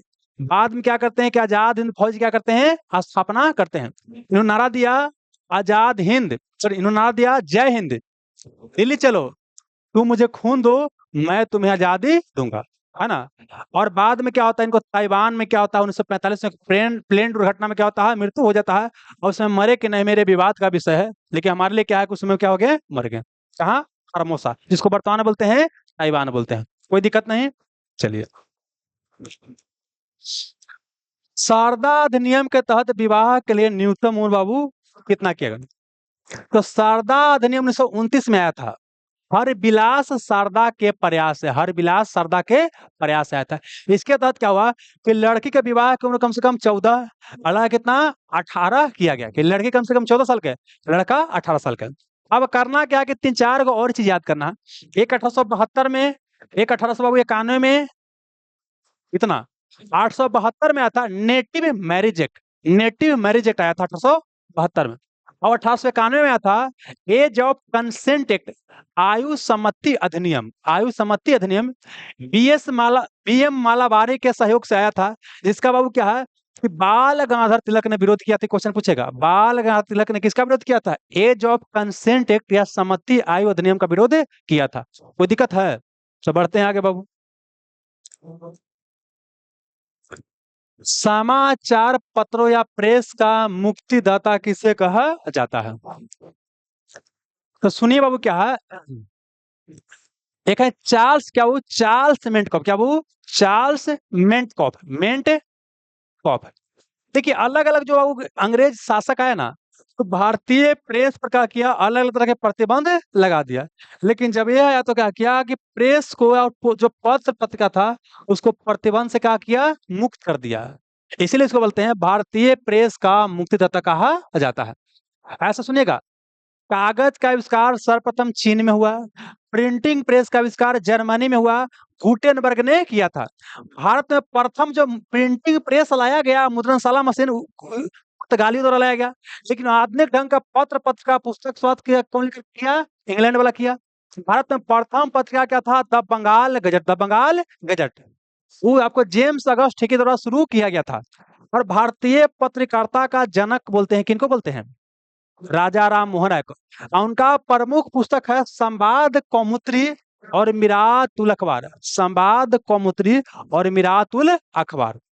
कोई दिक्कत नहीं, बढ़ा जाए आगे, चलिए। नेपोलियन बोनापार्ट का जन्म कहाँ हुआ था बाबू? सुनिए, नेपोलियन बोनापार्ट क्या था? फ्रांस के क्या था? सम्राट था। फ्रांस का एक सैनिक रूप में शुरुआत किया अपना जीवन का, आप बाद में बन गया फ्रांस का सम्राट। अब बाद में क्या किया कि लोकतांत्रिक तरीका से आया था, बाद में पद को बना दिया खानदानी। तो इसके बारे में कहा जाता है कि जिस क्रांति ने इसको जन्म दिया, उस क्रांति को ही क्या किया? कुचल दिया। किसने कहा? नेपोलियन बोनापार्ट के बारे में कहा जाता है। नेपोलियन बोनापार्ट को लिटिल कारपोलर भी कहा जाता है। इस नेपोलियन से भारत का समुद्र गुप्त का तुलना किया जाता है, और भारत का नेपोलियन समुद्र गुप्त कहा जाता है। नेपोलियन के बाद इसका जन्म हुआ था, क्या है? कोर्सिका, क्या वो? कोर्सिको द्वीप। कोर्सिको द्वीप में जन्म हुआ था। जगह था ओजासियो। ओजासियो, ओजासियो क्या था? जगह के नाम था। और 1769 में जन्म हुआ था। और इसके 100 साल बाद महात्मा गांधी का जन्म हुआ था। इसे याद कीजिएगा कि 100 साल पहले क्या हुआ कि नेपोलियन का जन्म हुआ, और 100 साल बाद क्या हुआ? महात्मा गांधी का आपको जन्म हुआ था। कोई दिक्कत नहीं। कब? 1769 में हुआ था। इसने कहा कि इंग्लैंड को हरा, पूरा यूरोप को जीत लिया, पूरा यूरोप को जीत लिया, इंग्लैंड को खाली नहीं जीत पाया। तो इंग्लैंड को हराने के लिए इसने क्या किया? महाद्वीपीय सिद्धांत लागू किया। पूरा यूरोप के साथ व्यापार इंग्लैंड को करने नहीं देगा। कोई दिक्कत नहीं। इंग्लैंड को उसने कहा था बनियों का देश। किसने इंग्लैंड को बनियों का देश कहा था? इसने। बनिया का अगर व्यापार पर कब्जा कर लीजिए, वो अपने मर जाएगा। उसी लिए क्या किया था कि आप वो कंटिनेंटल बोल सकते हैं, क्या उसको बोल सकते हैं हम? नहीं, देख, कंटिनेंटल ड्रिफ्ट थ्योरी भूगोल में है। ये क्या है कि महाद्वीपीय घेराव सिद्धांत, पूरा यूरोप महाद्वीप के साथ इसको हम व्यापार इंग्लैंड को करने नहीं देंगे। लेकिन ये भूल गया था कि इंग्लैंड खाली क्या है? यूरोप के व्यापार पर जिंदा नहीं है, बल्कि पूरा दुनिया पर जिंदा है। समझे? अगर हम चाइना को बोलते हैं कि चाइना के साथ व्यापार हम बंद कर देंगे, चाइना इसे करता है, एग्रेशन करता है, तो चाइना के साथ व्यापार बंद कर दिया, चाइना भूखे मर जाएगा? क्योंकि चाइना के व्यापार में भारत का व्यापार मात्र इतनी सुन है। ये मात्र कितना है? इतनी सुन है। तो कोई प्रभाव पड़ेगा? नहीं। वैसे इंग्लैंड पर कोई प्रभाव पड़ेगा? नहीं। कोई दिक्कत नहीं। अब आगे एक और ध्यान किया, 1815 में क्या होता है? वाटर लिखा, वाटर लू का युद्ध होता है। और इस वाटर लू के युद्ध के तहत क्या किया जाता है कि नेपोलियन को पकड़ लिया गया। पकड़ कर कहा कि सेंट हेलेना, क्या बोले आपको? सेंट हेलेना द्वीप में इसको भेज दिया गया। और यहीं पर क्या होता है? इसका मृत्यु हो जाता है। एक क्वेश्चन पूछेगा, नेपोलियन का अंतिम रूप से पराजय किस युद्ध में हुआ? वाटर युद्ध। और उसके बाद नेपोलियन को कहां पकड़ के भेजा गया? सेंट हेलेना द्वीप में आपको भेजा गया। कोई दिक्कत नहीं है, आगे चलिएगा बाबू। हिटलर के बारे में देख लीजिए बाबू। अच्छा, एक और चीज, पूरे यूरोप में राष्ट्रीयता का जनक किसे बोलते हैं? नेपोलियन को। पूरा यूरोप को जीत लिया, और नेपोलियन कोड का क्या किया? शुरुआत किया। पूरा यूरोप में कहा कि एक तरह का नियम कानून का किया, लागू किया, ठीक ना? तो उससे कारण हुआ है कि पूरा यूरोप में राष्ट्रवाद पैदा हुआ। तो राष्ट्रवाद का जनक किसे बोलते हैं यूरोप में बाबू? नेपोलियन को कहते हैं। अब ये हिटलर बाबू, हिटलर, हिटलर को देखते हैं, तुलना किया था कि बनमे हिटलर, कहा कि बनम जो ज्यादा मनमानी करता उसे क्या बोलते हैं? हिटलर। 1914 से 18 तक प्रथम विश्व युद्ध आपको चला। इस युद्ध में क्या हुआ कि जर्मनी हार गया, लेकिन पूरा यूरोप वाला क्या किया? सब मिल करके जर्मनी को हार का जिम्मेदार ठहराया, और जर्मनी के ऊपर क्या है कि क्षतिपूर्ति के रूप में एक भारी रकम लाद दिया। और जब किसी को ज्यादा आप दबाओगे तो वहां से क्या होता है? कोई तनाशाह पैदा हो जाता है। और वहां कौन पैदा हुआ? हिटलर। एक सैनिक रूप में शुरुआत किया, अब बाद में क्या करता है? पूरे जर्मनी का क्या बनता है? शासक बन जाता है। और यह बनता है क्या? तानाशाह। तानाशाह मतलब क्या है? इसके ऊपर कोई अंकुश आपको नहीं है, ठीक ना? और इसने बाबू क्या है कि नाजी पार्टी, क्या आपको? नाजी पार्टी का क्या आपको शुरुआत बाबू किया था। ध्यान रखिए, ये जर्मनी का था, देखिए जन्म जर्मनी में नहीं हुआ था। इसका जन्म कहा? तो ऑस्ट्रिया में है। ऑस्ट्रिया। ऑस्ट्रेलिया अलग है, ऑस्ट्रेलिया अलग है। ये क्या है? ऑस्ट्रिया यूरोप में है। तो ऑस्ट्रेलिया में क्या जगह है बाबू? उसका नाम है क्या? वो क्या नाम है? नहीं, वान। क्या हो आपको? ऑस्ट्रेलिया में जगह क्या है आपको? वान। हर एक से नाम जानते हैं, आपको अलग अलग देगा। कहीं कहीं वार बियो करके दिले है, लेकिन बाबू क्या वान नाम का जगह में इसका क्या होता आपको जन्म, ऑस्ट्रेलिया में एक जगह क्या आपको वान है, वहां पर से क्या होता आपको जन्म हुआ था, कोई दिक्कत नहीं।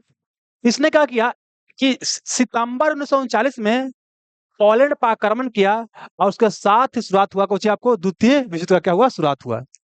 तो ये क्या है कि हिटलर की बात करते इसने अपने एक पुस्तक लिखा, उसका पुस्तक का नाम था मेन कैंप। मेन कैंप जो क्वेश्चन में भी क्या आपको दिया गया है कि मेन कैंप या मेरा संघर्ष किसकी आत्मकथा है।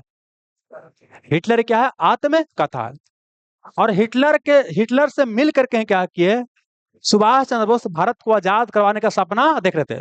और कई बार कहा जाता है कि हिटलर ने नेता सुभाष चंद्र बोस को नेताजी को उपाधि दिया था, लेकिन कुछ विद्वान का मानना है कि नहीं, यह उपाधि क्या जर्मनी विदेश मंत्रालय ने दिया था। तो ऑप्शन में कोई एक रहेगा, जो रहेगा जो कीजिएगा बनाइएगा, कोई दिक्कत नहीं। हेलो क्या हो गया,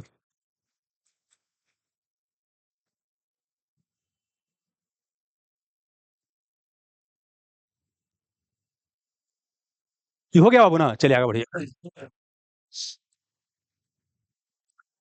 मोमबत्ती कौन सा ऊर्जा में परिवर्तित आपको करता है।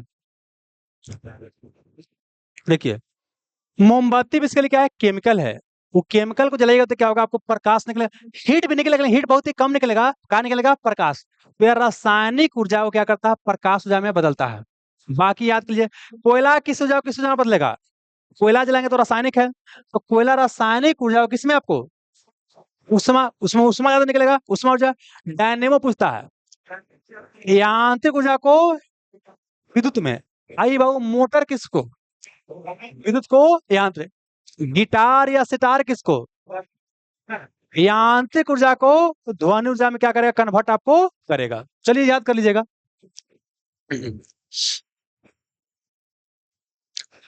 अल्बर्ट आइंस्टीन को नोबेल प्राइज कब दिया गया था और किस खोज के लिए। सुनिएगा अल्बर्ट आइंस्टीन बाबू क्या है एक कई चीज के लिए जाना जाता है। एक तो ये बाबू क्या ई बराबर MC स्क्वायर के लिए जाने जाते हैं, एनर्जी मास इक्विवेलेंस या द्रव्यमान ऊर्जा संबंध के लिए जाने जाते हैं। एक जानते क्या प्रकाश वैद्युत प्रभाव, प्रकाश वैद्युत प्रभाव के लिए जाने जाते हैं। इसी को फोटो इलेक्ट्रिक इफेक्ट कहते हैं। इनको फोटो इलेक्ट्रिक इफेक्ट के ऊपर काम करने के लिए 1921 का नोबेल प्राइज दिया गया था, लेकिन दिया गया था 1922 में, लेकिन कब खोज किया था 1921 में, सॉरी खोज 1905 में ही कर दिए थे, लेकिन समझिए क्या हुआ 1921 में क्या हुआ इनको नोबेल प्राइज दिया गया। 1921 का फिजिक्स का नोबेल प्राइज दिया गया, कब दिया 1922 में दिया गया। यही क्वेश्चन नहीं पूछता, यही पूछेगा, ये मत याद कीजिएगा 1921 में इनको नोबेल प्राइज दिया गया था। अब ध्यान रखिएगा फोटो इलेक्ट्रिक इफेक्ट का खोज ये नहीं किए थे।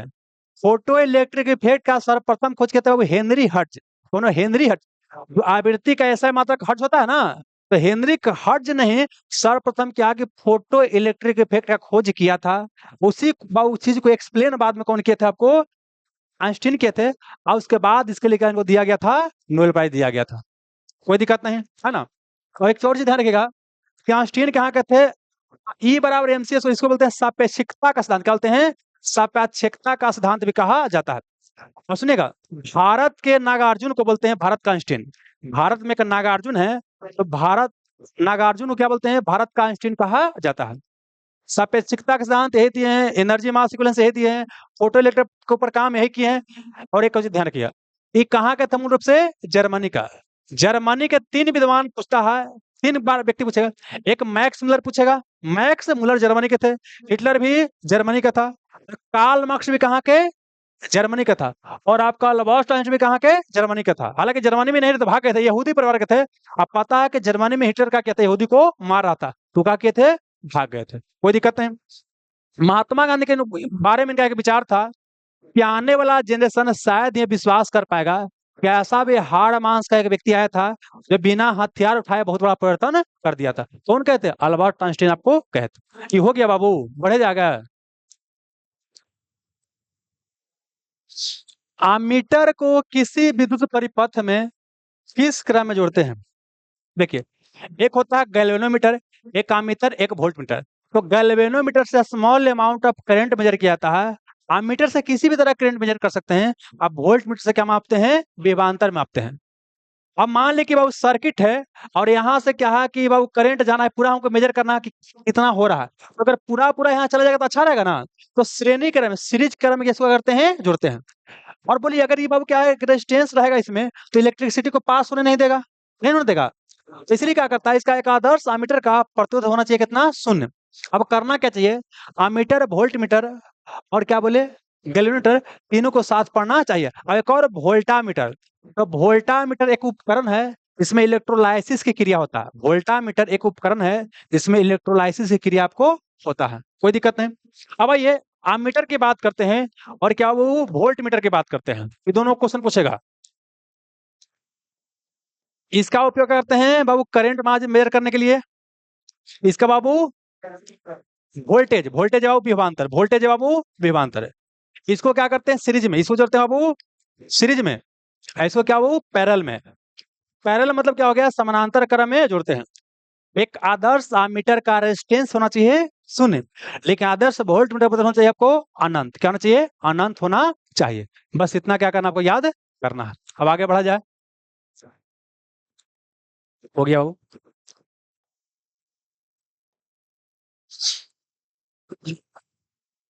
ध्वनि का वेग सबसे अधिक किसमें होता है, एक होता है ठोस, एक होता है द्रव, एक होता है गैस। देखिए सबसे अधिक क्या होता है ठोस में, उसके बाद द्रव में, सबसे कम किसमें होता है गैस में। अगर बोलेगा पानी बोलेगा, कार्बन डाइऑक्साइड बोलेगा, एल्युमिनियम बोलेगा, किसमें ज्यादा होगा, एल्युमिनियम में ज्यादा होगा। और सबसे कम किसमें होगा, कार्बन डाइऑक्साइड। आप जानते हैं दोस्त क्या, कुछ कुछ आपको रट के याद करना पड़ता है किसमें कितना होता है। जानते हैं, अगर पूछेगा क्या एल्युमिनियम पूछेगा तो शायद 6400 समथिंग होता है किलोमीटर पर सेकंड। और अगर क्या बोलता है, एक पूछता है लोहा में, क्या वो लोहा किलोमीटर नहीं होगा, मीटर क्या होगा आपको, मीटर होगा। लोहा पूछेगा तो 5130 होता है बाबू। ये आपको पूरा आंकड़ा रट के याद करना पड़ेगा, है ना, अब जाकर घर याद कीजिएगा।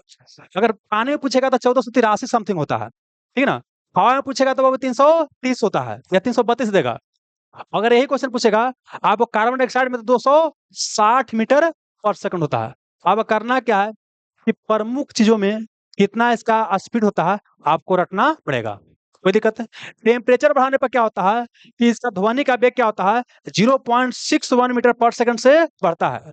लेकिन प्रकाश का टेम्परेचर से कोई प्रभाव वेग पर नहीं पड़ता है।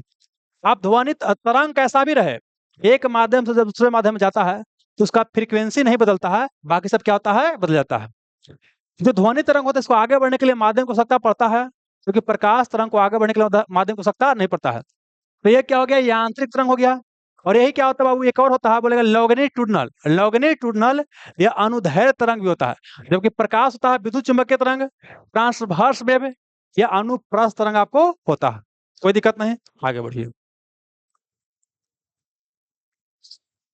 जड़त्व का नियम किसने दिया था, लॉ ऑफ इनर्शिया दिया था कौन आपको, गैलीलियो, कौन आपको, गैलीलियो दिया था। यही गैलीलियो है जो दूरबीन का भी बाबू खोज किया था। यही गैलीलियो का क्या था, दूरबीन का खोज किया था। यही गैलीलियो जो जड़त्व का नियम दिया था। गति का नियम दिया था न्यूटन दिया था। न्यूटन ने 3 गति नियम दिया था। तो न्यूटन का जो प्रथम गति नियम है वो जड़त्व का नियम है। और न्यूटन के प्रथम गति नियम से बल का परिभाषा मिलता है, और न्यूटन का दूसरा गति नियम से बल का व्यंजक मिलता है। और न्यूटन का तीसरा गति नियम बाबू क्या है, बोलता था कि प्रत्येक क्रिया का और विपरीत प्रतिक्रिया होता है। रॉकेट का उड़ना ये सब क्या होता है, उसी पर काम करता है बाबू, किस पर, न्यूटन का तीसरा गति नियम पर काम करता है। प्लस रॉकेट का उड़ना संवेग संरक्षण के सिद्धांत पर भी आपको काम करता है, कोई दिक्कत नहीं है ना। अब जड़त्व की बात करते हैं। प्रत्येक वस्तु का एक गुण होता है जिसके कारण क्या होता है, वो अपने प्रारंभिक अवस्था को बनाए रखना चाहता है। गति में तो गति में रहना चाहेगा, रुका हुआ है तो रुका हुआ रहना चाहेगा। उसका द्रव्यमान जो होता है ना वही उसका जड़त्व होता है। एक ट्रक का जड़त्व ज्यादा होगा, एक वो मोटरसाइकिल जड़त्व क्या होगा, कम होगा। जिसका मास ज्यादा उसका जड़त्व क्या होगा, आपको ज्यादा होगा, कोई दिक्कत नहीं। अब जड़त्व से कई सारे एग्जांपल पूछता है, वो क्वेश्चन सेट करेंगे तब बताएंगे, ज्यादा हो जाएगा।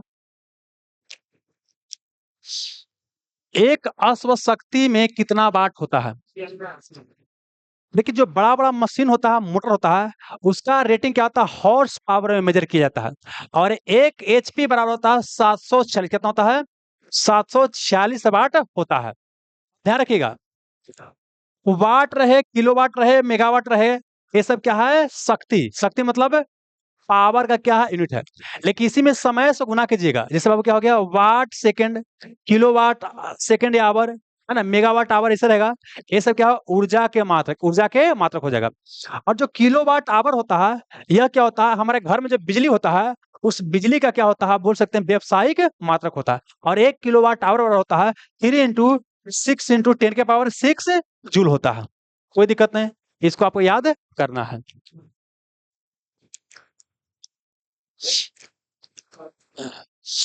फॉरेनहाइट तापमापी में निचला और ऊपर वाला बिंदु में कितना अंतर होता है? देखिए, टेम्परेचर को मेजर करने के लिए क्या होता है, कई तरह के क्या होता है, यंत्र होता है। फॉरेनहाइट होता है, रीमर होता है, सेल्सियस होता है ना, केल्विन होता है। तो देखिए, तापमान को मेजर करने के लिए आपको एसआई मात्रा, तापमान को मेजर करने के लिए क्या होता है, केल्विन का को केल्विन में मेजर करते हैं। मुख्य एसआई मात्रा क्या होता है, केल्विन होता है। इसके अलावा और भी होता है, उसी में क्या होता है, फॉरेनहाइट। फॉरेनहाइट में रीडिंग कितना होता है, यहाँ शुरू होता है 32 से, और जहाँ जाता कितना है, 212 तक। तो ये कितना भाग में बटा हुआ है, 212 में से 32 घटे कितना हो गया, तो ये 180 बराबर भाग में क्या होता है, आपको बटा होता है। जो डॉक्टरी थर्मामीटर होता है, ये क्या होता है, इसी में होता है। डॉक्टरी थर्मामीटर का रीडिंग किसमें होता है, आपको फॉरेनहाइट में होता है। कोई दिक्कत नहीं।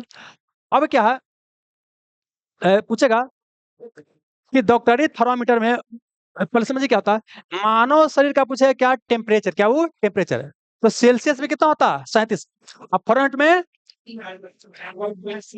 98 पॉइंट समथिंग होता है ना, 98 पॉइंट समथिंग होता है, वो देख लीजिएगा कितना होता है। कोचिंग में सेल्सियस में इतना, केल्विन में पूछेगा 310 केल्विन होता है। अब एक दूसरे को निकालने के लिए आएगा क्वेश्चन, इसका फॉर्मूला होता है वो क्या, ऐसा करते हैं, बता देते हैं, सुनिए। ये तो फॉरेनहाइट हो गया। केल्विन में क्या होता है कि 273 से कितना होता है, 373 तक होता है। और सेल्सियस में कितना होता है, 0 से बाबू 100 होता है। और र्यूमर नहीं पूछता है 0 से कितना होता है, 80 होता है। अब इसको क्या होता है, एफ माइनस नीचे वाला 32 और बटे कितना भाग में, 180 भाग में।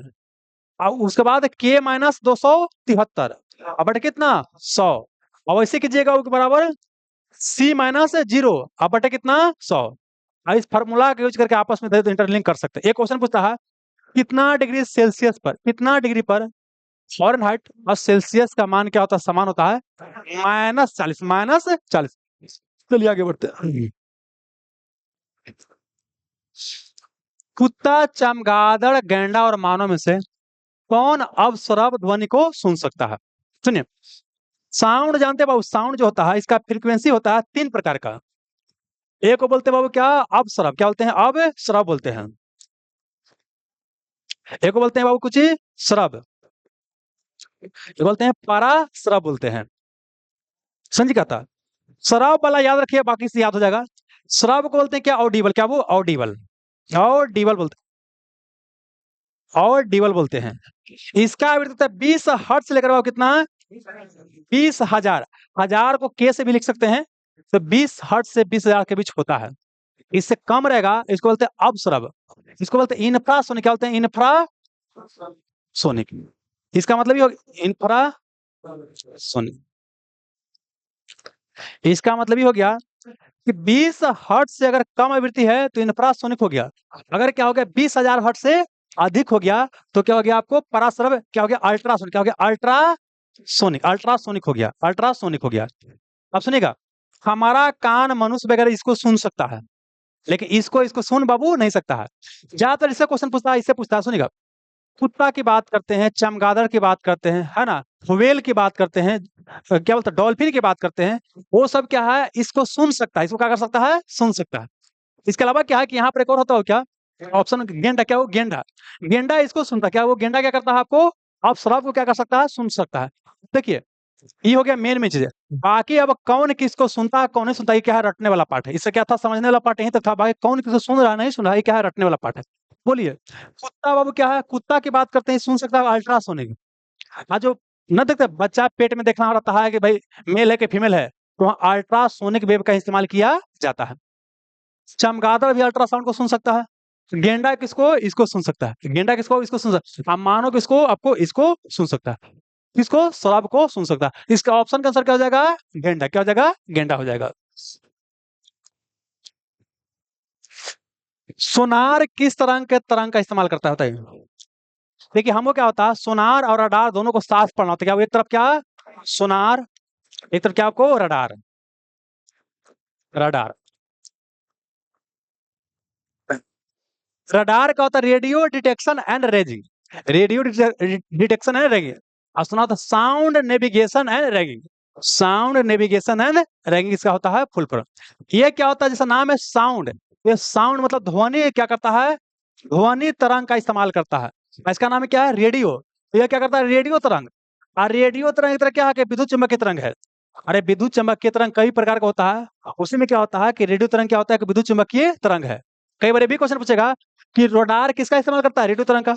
रडार बाबू आकाश में ऊपर देखता है, ऊपर क्या करता है देखता है, ऊपर बाबू क्या करता है विजिलेंस करता है। आई कहाँ समुद्र के नीचे, सोनार कहाँ, सोनार नीचे, और रडार कहाँ ऊपर में।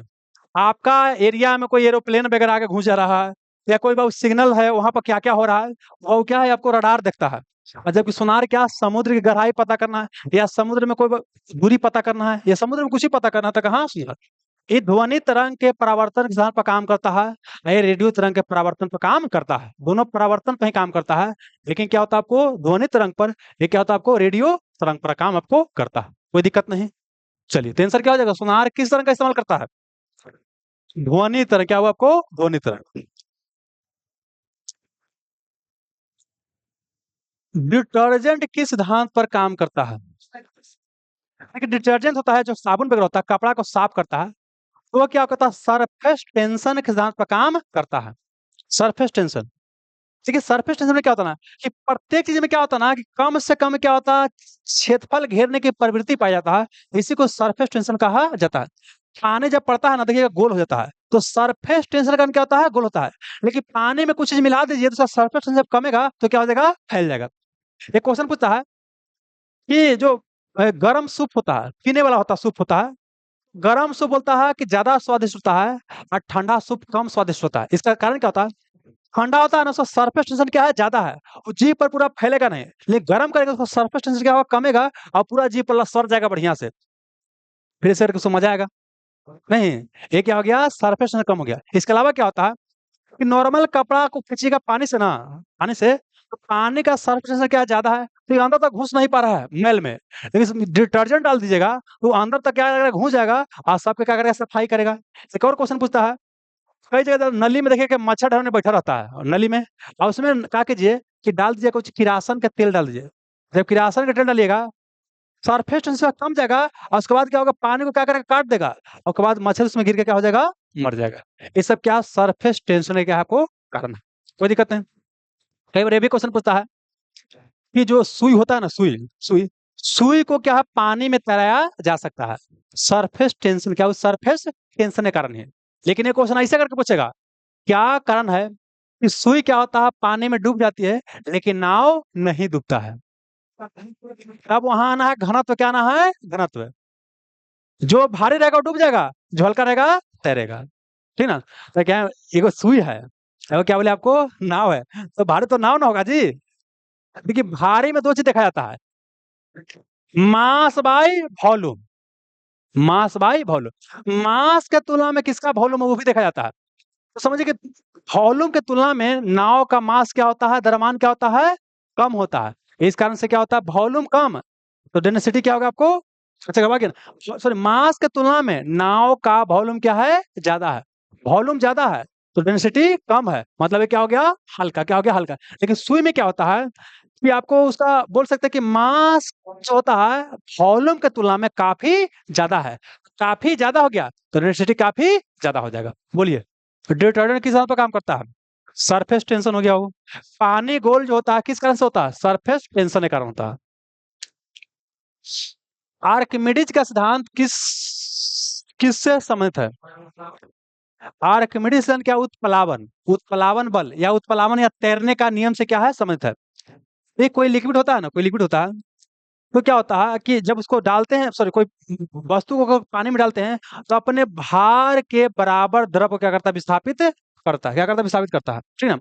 और प्लस क्या होता है एक और क्वेश्चन पूछता है इसी के सिद्धांत को इस्तेमाल करके, बर्फ वाला, क्या बर्फ वाला, जब बर्फ कोई पानी में क्या होता है तैरता है, उसमें क्या होता है कि 9 भाग कहाँ रहता है नीचे रहता है, एक भाग कहाँ अगर हम 10 भाग में लेते हैं तो 9/10 कहाँ नीचे, एक और 10 कहाँ ऊपर, कोई दिक्कत नहीं। पहले क्या है कि पानी उसमें बर्फ डालिएगा तो अपना भार करार विस्थापित कर देगा, अब जितना है, अब क्या है कि बर्फ पिघल रहा है, पिघल रहा है, पिघल रहा है। बर्फ पूरा पिघल भी जाएगा तो पानी उतना ही रहेगा, क्योंकि ऑलरेडी क्या है बाबू, अपना स्थान बना लिया था। क्वेश्चन पूछता है, एक बाबू बर्तन में बर्फ क्या है, पानी भरा हुआ है, उसमें बर्फ डाला गया और तैर रहा है बढ़िया से। अब बर्फ पूरा पिघल जाएगा तो पानी बढ़ेगा घटेगा? पानी क्या रहेगा, उतना ही आपको रहेगा। तो आर्किमिडीज सिद्धांत क्या क्या पूछेगा, एक तो तैरने का नियम से, उत्प्लावन का नियम से, सब क्या आर्किमिडीज का आपको सिद्धांत है। ये क्वेश्चन बिहार दरोगा में पूछा गया है। 3D फिल्म देखने के लिए क्या होता है, कौन सा लाइट का इस्तेमाल किया जाता है? वो ये क्या होता है आपको, पोलराइज। क्या होता है, पोलराइज लाइट का इस्तेमाल किया जाता है। पोलराइज को बोलते हैं ध्रुवन। क्या बोलते हैं आपको, ध्रुवन बोलते हैं। ये क्या, प्रकाश के विभिन्न घटना से क्वेश्चन आ रहा है, आपको याद करना पड़ेगा बाबू। ऋणात्मक त्वरण को क्या कहा जाता है? देखिए, अगर कोई बहुत तेज से चल रहा था, अब अचानक से ब्रेक मारेगा तो उसका स्पीड क्या होगा, घटेगा, ठीक है ना। ऐसा देखिए, त्वरण का होता है वो क्या, आपको एक्सेलरेशन होता है वेलोसिटी बाय टाइम। अगर क्या है कि समय के साथ कोई डायरेक्शन में स्पीड बढ़ रहा है, स्पीड क्या हो रहा है, बढ़ रहा है, तो वहां त्वरण क्या होगा, पॉजिटिव होगा। लेकिन क्या होगा, स्पीड क्या हो रहा है, घट रहा है समय के साथ वो एक डायरेक्शन में, तो वहां पर क्या होगा, वो रिट्राडेक्शन होगा। इसी को बोलते हैं क्या, मंदन। मंदन बोलते हैं या बोलते हैं रिट्राडेक्शन, रिट्राडेक्शन कहते हैं।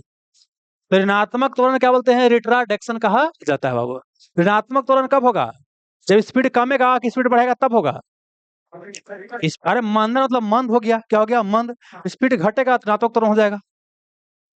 एक और क्वेश्चन पूछता है, change in velocity, the rate of change in velocity is called acceleration. मतलब कि वेग में परिवर्तन के दर को बोलते हैं त्वरण। अब बोलेगा वो क्या है कि 3 मीटर पर सेकंड से क्या है, मूव कर रहा है सीधे। क्या कर रहा है, सीधे मूव कर रहा है, कुछ चेंज नहीं कर रहा है, सीधे मूव कर रहा है, ठीक है ना। यहाँ पर देखिए, ये भी फिक्स है, प्लस डायरेक्शन भी क्या है, फिक्स है, तो कोई चेंज हो रहा है नहीं। तो यहाँ बोलते हैं क्या, एक समान, क्या बोलते हैं, अच्छा यहाँ पे एक समान, क्या सॉरी, यहाँ पर क्या, एक समान क्या है, वेलोसिटी है, वेलोसिटी है। यहाँ पर त्वरण होगा, नहीं होगा, समझे। अगर कोई एक डायरेक्शन में चल रहा है, त्वरण में जानते क्या होता है, चेंज इन वेलोसिटी होना चाहिए। वेलोसिटी में जब बदलाव नहीं होगा, त्वरण बाबू नहीं होगा। अगर लगातार एक सिंगल डायरेक्शन में चल रहा है तो डायरेक्शन फिक्स हो गया, अब 3 मीटर पर सेकंड से चल रहा है, तो यहाँ पर कोई भी त्वरण आपको नहीं होगा। लेकिन आप समझिए क्या है, यह वृत्ताकार पथ पर चल रहा है, तो 3 मीटर पर सेकंड से मान लेके चल रहा है, इसका स्पीड तो सेम हो गया। लेकिन अब क्या है कि यहाँ रहेगा तो डायरेक्शन हिने रहेगा, यहाँ रहेगा डायरेक्शन हिने रहेगा, यहाँ नहीं रहेगा। ऐसा का गोलका बना के खेले ना इसे, रस्सियां बांध के बहुत ढीला रस्सियां बांध के इसे खेले हैं, ऐसे करके अरे छोड़िएगा तो डायरेक्शन चला जाता है।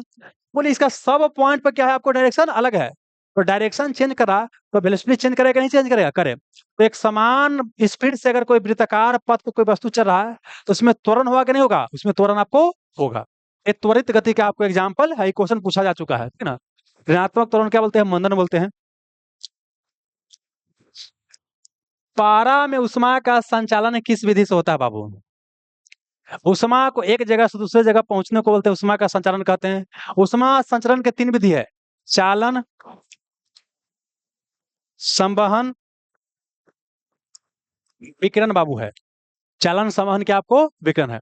अब यहाँ समझना क्या है, चालन को कंडक्शन बोलते हैं, संवहन को बोलते हैं कन्वेक्शन, विकिरण को रेडिएशन। जब उष्मा को आगे बढ़ने के लिए कोई माध्यम को आवश्यकता नहीं पड़ता है, उसे विकिरण बोलते हैं। सूर्य से पृथ्वी पर क्या प्रकाश आ रहा है, बीच में कोई माध्यम है नहीं, क्योंकि 640 किलोमीटर के ऊपर क्या है, कोई भी बोल सकते हैं कि माध्यम आपको नहीं है, ठीक है ना, वैक्यूम है। तो यहाँ पर सूर्य से जो प्रकाश आता है वो कौन माध्यम से आता है, विकिरण से आता है। अब चालन में क्या होता है, यहाँ पर समझिएगा, अगर क्या है कि यहाँ पर क्या होता है, एकदम नजदीक नजदीक कण है, ऊर्जा यहाँ पर क्या करेंगे, देंगे, तो ये कण अपना ऊर्जा इसको ट्रांसफर करेगा, इसको ट्रांसफर इसको करेगा, और इस तरह से पूरा वस्तु गर्म हो जाएगा। लेकिन बाबू कण ओजे को ओजे रहेगा, कण ओजे को ओजे रहेगा, बोले कण ओजे रहेगा, एनर्जी आगे चल जाएगा, नहीं जी। जैसे आप ओजे को ओजे हैं, आपका चिट्ठी चपाटी कहीं ना कहीं पहुंच जाता है, अरे पहुंच जाता है ना जी। सबसे अच्छा एग्जाम्पल क्या, अंगिया खाया जाता है ना जी। तो 5 को लेकर जहाँ बैठता है अपन, देखिए 5 को लेकर दोस्त कहीं बैठ जाए, दोस्त दोस्त होता है, जितना सभ्य लोग दिखाई देता है ना, सब क्या होता है, एक जगह क्या होता है, सभ्य होता है, अपना दोस्त साथ रहता है, सब क्या रहता है, असभ्य रहता है। लेकिन अब 5 को लेकर बैठ गया पूरी खाएला, नहीं, अब क्या करेगा कि एजा 5 को बैठल है, एजा से रसगुल्ला एजा लेकर भाग जाएगा, अब पूरी एजा से एजा चलाएगा। देखो ना कि आपको पूरी ज्यादा मिल गया, तो ये पूरी एजा भेज देगा, ये एजा भेज देगा, ये एजा भेज देगा, लो और होता है ना, लेकिन आदमी तो वही जो है। तो ऐसी एनर्जी यहाँ ट्रांसफर होता है, इसे क्या बोलते हैं? चालन। क्या बोलते हैं? चालन बोलते हैं। चालन में क्या होता है? उसमें आगे बढ़ता है, लेकिन यहाँ पे कण आगे नहीं बढ़ता है।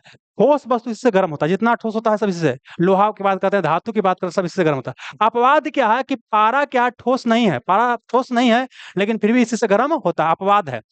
और पानी वगैरह की बात करते हैं, या पृथ्वी के वायुमंडल गर्म की बात करते हैं, सब संवहन विधि से गर्म होता है। पानी को गर्म कीजिएगा तो नीचे वाला ऊपर जाएगा, ऊपर वाला नीचे जाएगा, इस तरह से गर्म होता है, उसे क्या बोलते हैं? संवहन।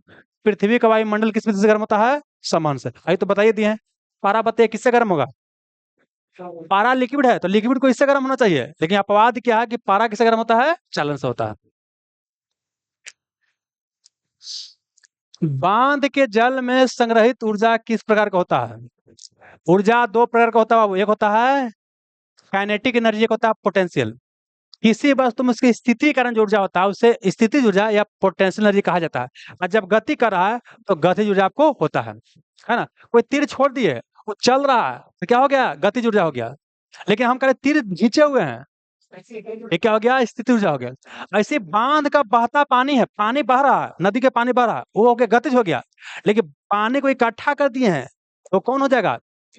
स्थिति। क्या हो जाएगा आपको? स्थिति हो जाएगा। तो यहाँ पर क्या हो जाएगा? बांध के जल में कुछ हो जाएगा, बताइए बाबू? स्थिति, स्थिति ऊर्जा हो जाएगा। इसका फॉर्मूला होता है वो क्या है? M G H. M G H होता है, M G H. Kinetic energy क्या होता है? Half M V square. ये क्वेश्चन बड़े पूछता है, किसी वस्तु के वेग को दोगुना करेंगे तो गति जो कितना हो जाएगा? 4 गुना। 5 गुना करेंगे तो 5 पचे 25 गुना। इसी को पूछेगा संवेग को दोगुना करेंगे तो संवेग को भी कीजिएगा तो ही होगा। तो काइनेटिक एनर्जी बराबर क्या होता है? P square by 2m। तो यहाँ वी स्क्वायर, यहाँ पी स्क्वायर, तो बात वही हो जाएगा। संवेग को दोगुना कीजिएगा या वेग को दोगुना कीजिएगा, गति ऊर्जा 4 गुना हो जाएगा। लेकिन यही बजाएगा √5 गुना करेंगे तब क्या होगा? तो रूट से क्या होगा? कट जाएगा स्क्वायर। तो यहाँ रूट में करेंगे तो रूट को हटा दीजिएगा, वही हो जाएगा। √5 बोल रहे हैं तो 5 गुना हो जाएगा। √10 गुना बोलेंगे तो रूट हटा दीजिएगा, 10 गुना हो जाएगा। चलिए बाबू, आंख में जाने वाले प्रकाश की मात्रा का नियंत्रण कौन करता है? आयरिस जो होता है ना, आयरिस बाबू क्या करता है? आंख में जाने वाला प्रकाश की मात्रा का नियंत्रण करता है। और एक और ध्यान रखिए, मानव नेत्र में प्रतिबिंब कहाँ बनता है? रेटिना पर। कहाँ बनता है? रेटिना पर। एक क्वेश्चन पूछेगा कि मानव नेत्र जब दान करते हैं तो कौन सा भाग दान करते हैं? कॉर्निया को दान करते हैं, है ना? बाकी ह्यूमन आई के बारे में और कभी क्वेश्चन सेट करेंगे, ठीक है ना? चलिए, ये क्या हो जाएगा आंसर बाबू? Iris. Black holes are not so black. कि ब्लैक होल ब्लैक आपको नहीं है इस तरह से जितना सोचते हैं। ये कौन बोला? Stephen Hawkins. देखिए, ब्लैक होल के फील्ड में कई सारे व्यक्ति काम किए हैं। उसमें से एक तो सुब्रमण्यन चंद्रशेखर का नाम सुना होगा। चंद्रशेखर लिमिट दिए थे, तो चंद एक है। देखिए, एक बाबू क्या है? सीवी रमन है, वो अलग है। एक सीवी रमन अलग है, एक हम सुब्रमण्यन चंद्रशेखर की बात करते हैं। ये ब्लैक होल के फील्ड में क्या किए हैं? काम किए हैं। और चंद्रशेखर लिमिट का संबंध क्या है आपको? ब्लैक होल से ही आपको है। स्टीफन हॉकिंग भी क्या किए हैं? ब्लैक होल के फील्ड में काम किए हैं। स्टीफन हॉकिंग और ध्यान रखिएगा, इनका खाली दिमाग काम करता था, आप पूरा निचला शरीर काम नहीं करता था। देखो क्रिस 3 सिनेमा देखे ना, उसमें क्या होता है? विवेक ओबराय है हीरो ना, और हीरो कौन है? विवेक ओबराय ना। क्रिस 3 सिनेमा देखे हैं? सिनेमा देखते हैं? नहीं देखते हैं इसका मतलब, है ना? तो सिनेमा आप नहीं इसका मतलब देखते हैं। आप लोग देखते हैं सिनेमा?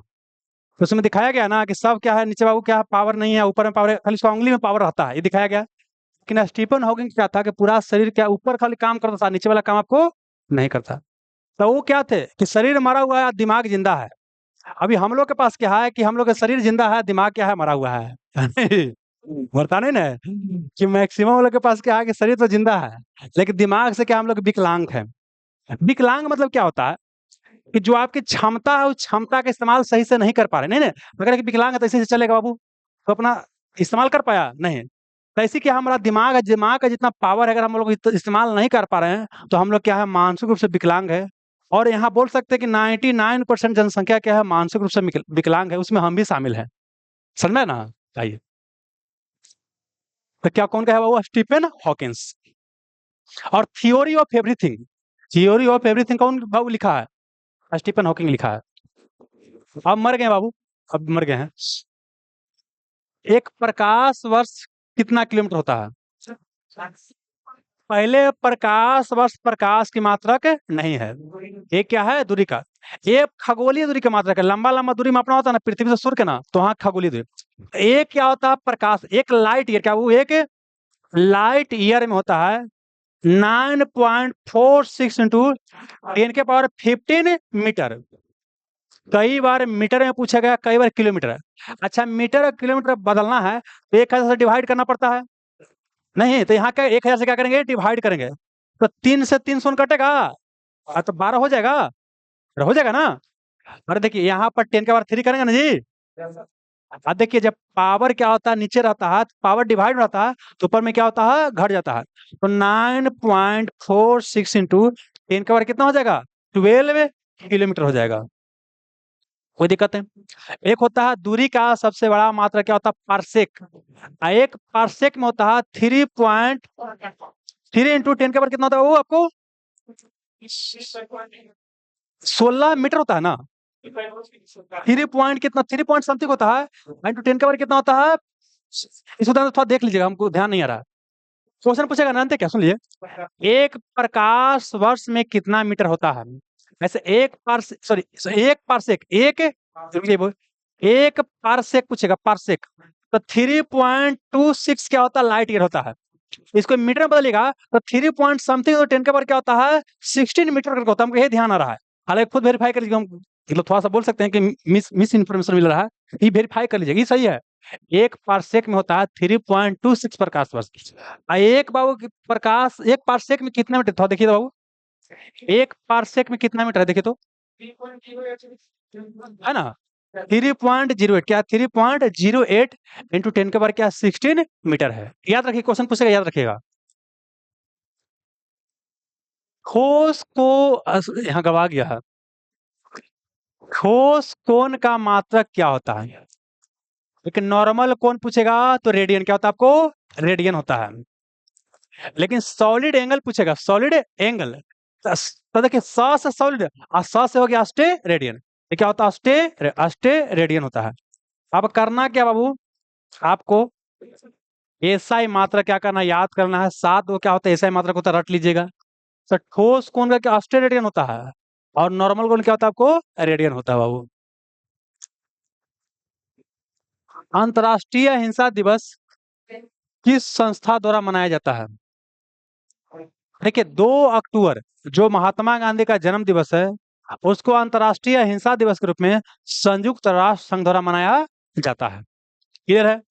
अब ध्यान रखिएगा कि 2 अक्टूबर कहीं क्या है? लाल बहादुर शास्त्री का जन्म दिवस है। लेकिन अगर क्वेश्चन पूछेगा किनके जन्म दिवस को अंतर्राष्ट्रीय अहिंसा दिवस मनाते हैं, वहां पर महात्मा गांधी भी रहेगा और लाल बहादुर शास्त्री भी रहेगा, तो क्या बनेगा? महात्मा गांधी में, क्या बोले? महात्मा गांधी बनाइएगा, ठीक ना? यहाँ हो जाएगा महात्मा गांधी। 2 अक्टूबर, क्या वो 2 अक्टूबर?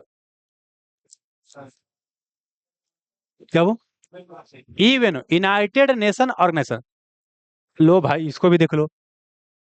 यूनाइटेड की बात, यूनाइटेड नेशन द्वितीय विश्व युद्ध की समाप्ति के बाद क्या एक वैश्विक संगठन बनाया गया ताकि भविष्य में क्या युद्ध हो उसको क्या कर सके? रोक सके। सफल है जी। अगर सफल रहता तो रूस और यूक्रेन का युद्ध होता? नहीं होता। इजराइल और फिलिस्तीन का युद्ध होता? नहीं होता। इसका मतलब ये भी सफल बाबू नहीं है, ठीक है ना? अभी डोनाल्ड ट्रंप आए, देखिए क्या क्या करते हैं, है ना? इसका स्थापना हुआ था 24 अक्टूबर 1945 को। आज 24 अक्टूबर को मनाते हैं क्या? संयुक्त राष्ट्र स्थापना दिवस। और इसमें वर्तमान में 193 क्या आपको सदस्य है? कितना है? 193। 193 सदस्य कौन है? दक्षिण सूडान। क्या वो दक्षिण सूडान है? जो सूडान से क्या हुआ अलग हुआ, अफ्रीका में पड़ता है। ये महत्वपूर्ण दिवस है। विश्व कंप्यूटर साक्षरता दिवस कब मनाते हैं? तो विश्व कंप्यूटर साक्षरता दिवस का 2 दिसंबर। देखिए 1 दिसंबर, 2 दिसंबर, 3 दिसंबर और फिर 10 दिसंबर।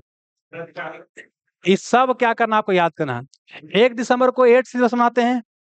2 दिसंबर को कंप्यूटर साक्षरता दिवस। और 3 दिसंबर को विकलांग दिवस मनाते हैं। और 10 दिसंबर को मानव अधिकार दिवस। और 10 दिसंबर को ही क्या है? नोबेल पुरस्कार दिया जाता है। अल्फ्रेड नोबेल का पुण्य तिथि, मतलब मृत्यु तिथि, जन्म तिथि नहीं।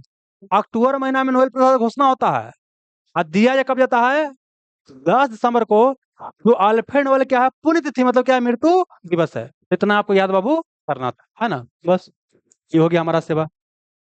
अब बोलिए कैसा अनुभव आज कर रहा बाबू? कैसा लग रहा है ये? उसके अपेक्षा पहले वाला टेस्ट के अपेक्षा कैसा लग रहा है साहब?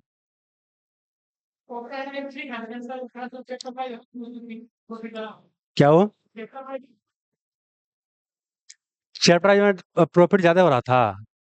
हाँ जी। क्या हो? कैसे शेयर प्राइस किया जाता, काम चलेगा?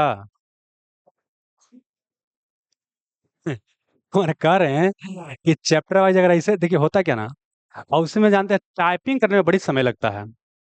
और उसमें क्या होता है, टाइप करने में बहुत क्या होता है, जैसे ऐसे जो 50 क्वेश्चन करवा रहे हैं, अगर ऐसे ही करवा दो वो सब तो चलेगा काम। हाँ, सब्जेक्ट वाइज करके, और उसे जल्दी खत्म भी होगा। अब ऐसे कीजिएगा तो हमको तो लग रहा है कि डेली कर दे, डेली भी कर सकते हैं। लेकिन मैंने आपको पढ़ने के ऊपर फिर मैंने कि क्या वो, जैसे एक एक लेसन देंगे, डेली होते जाएगा।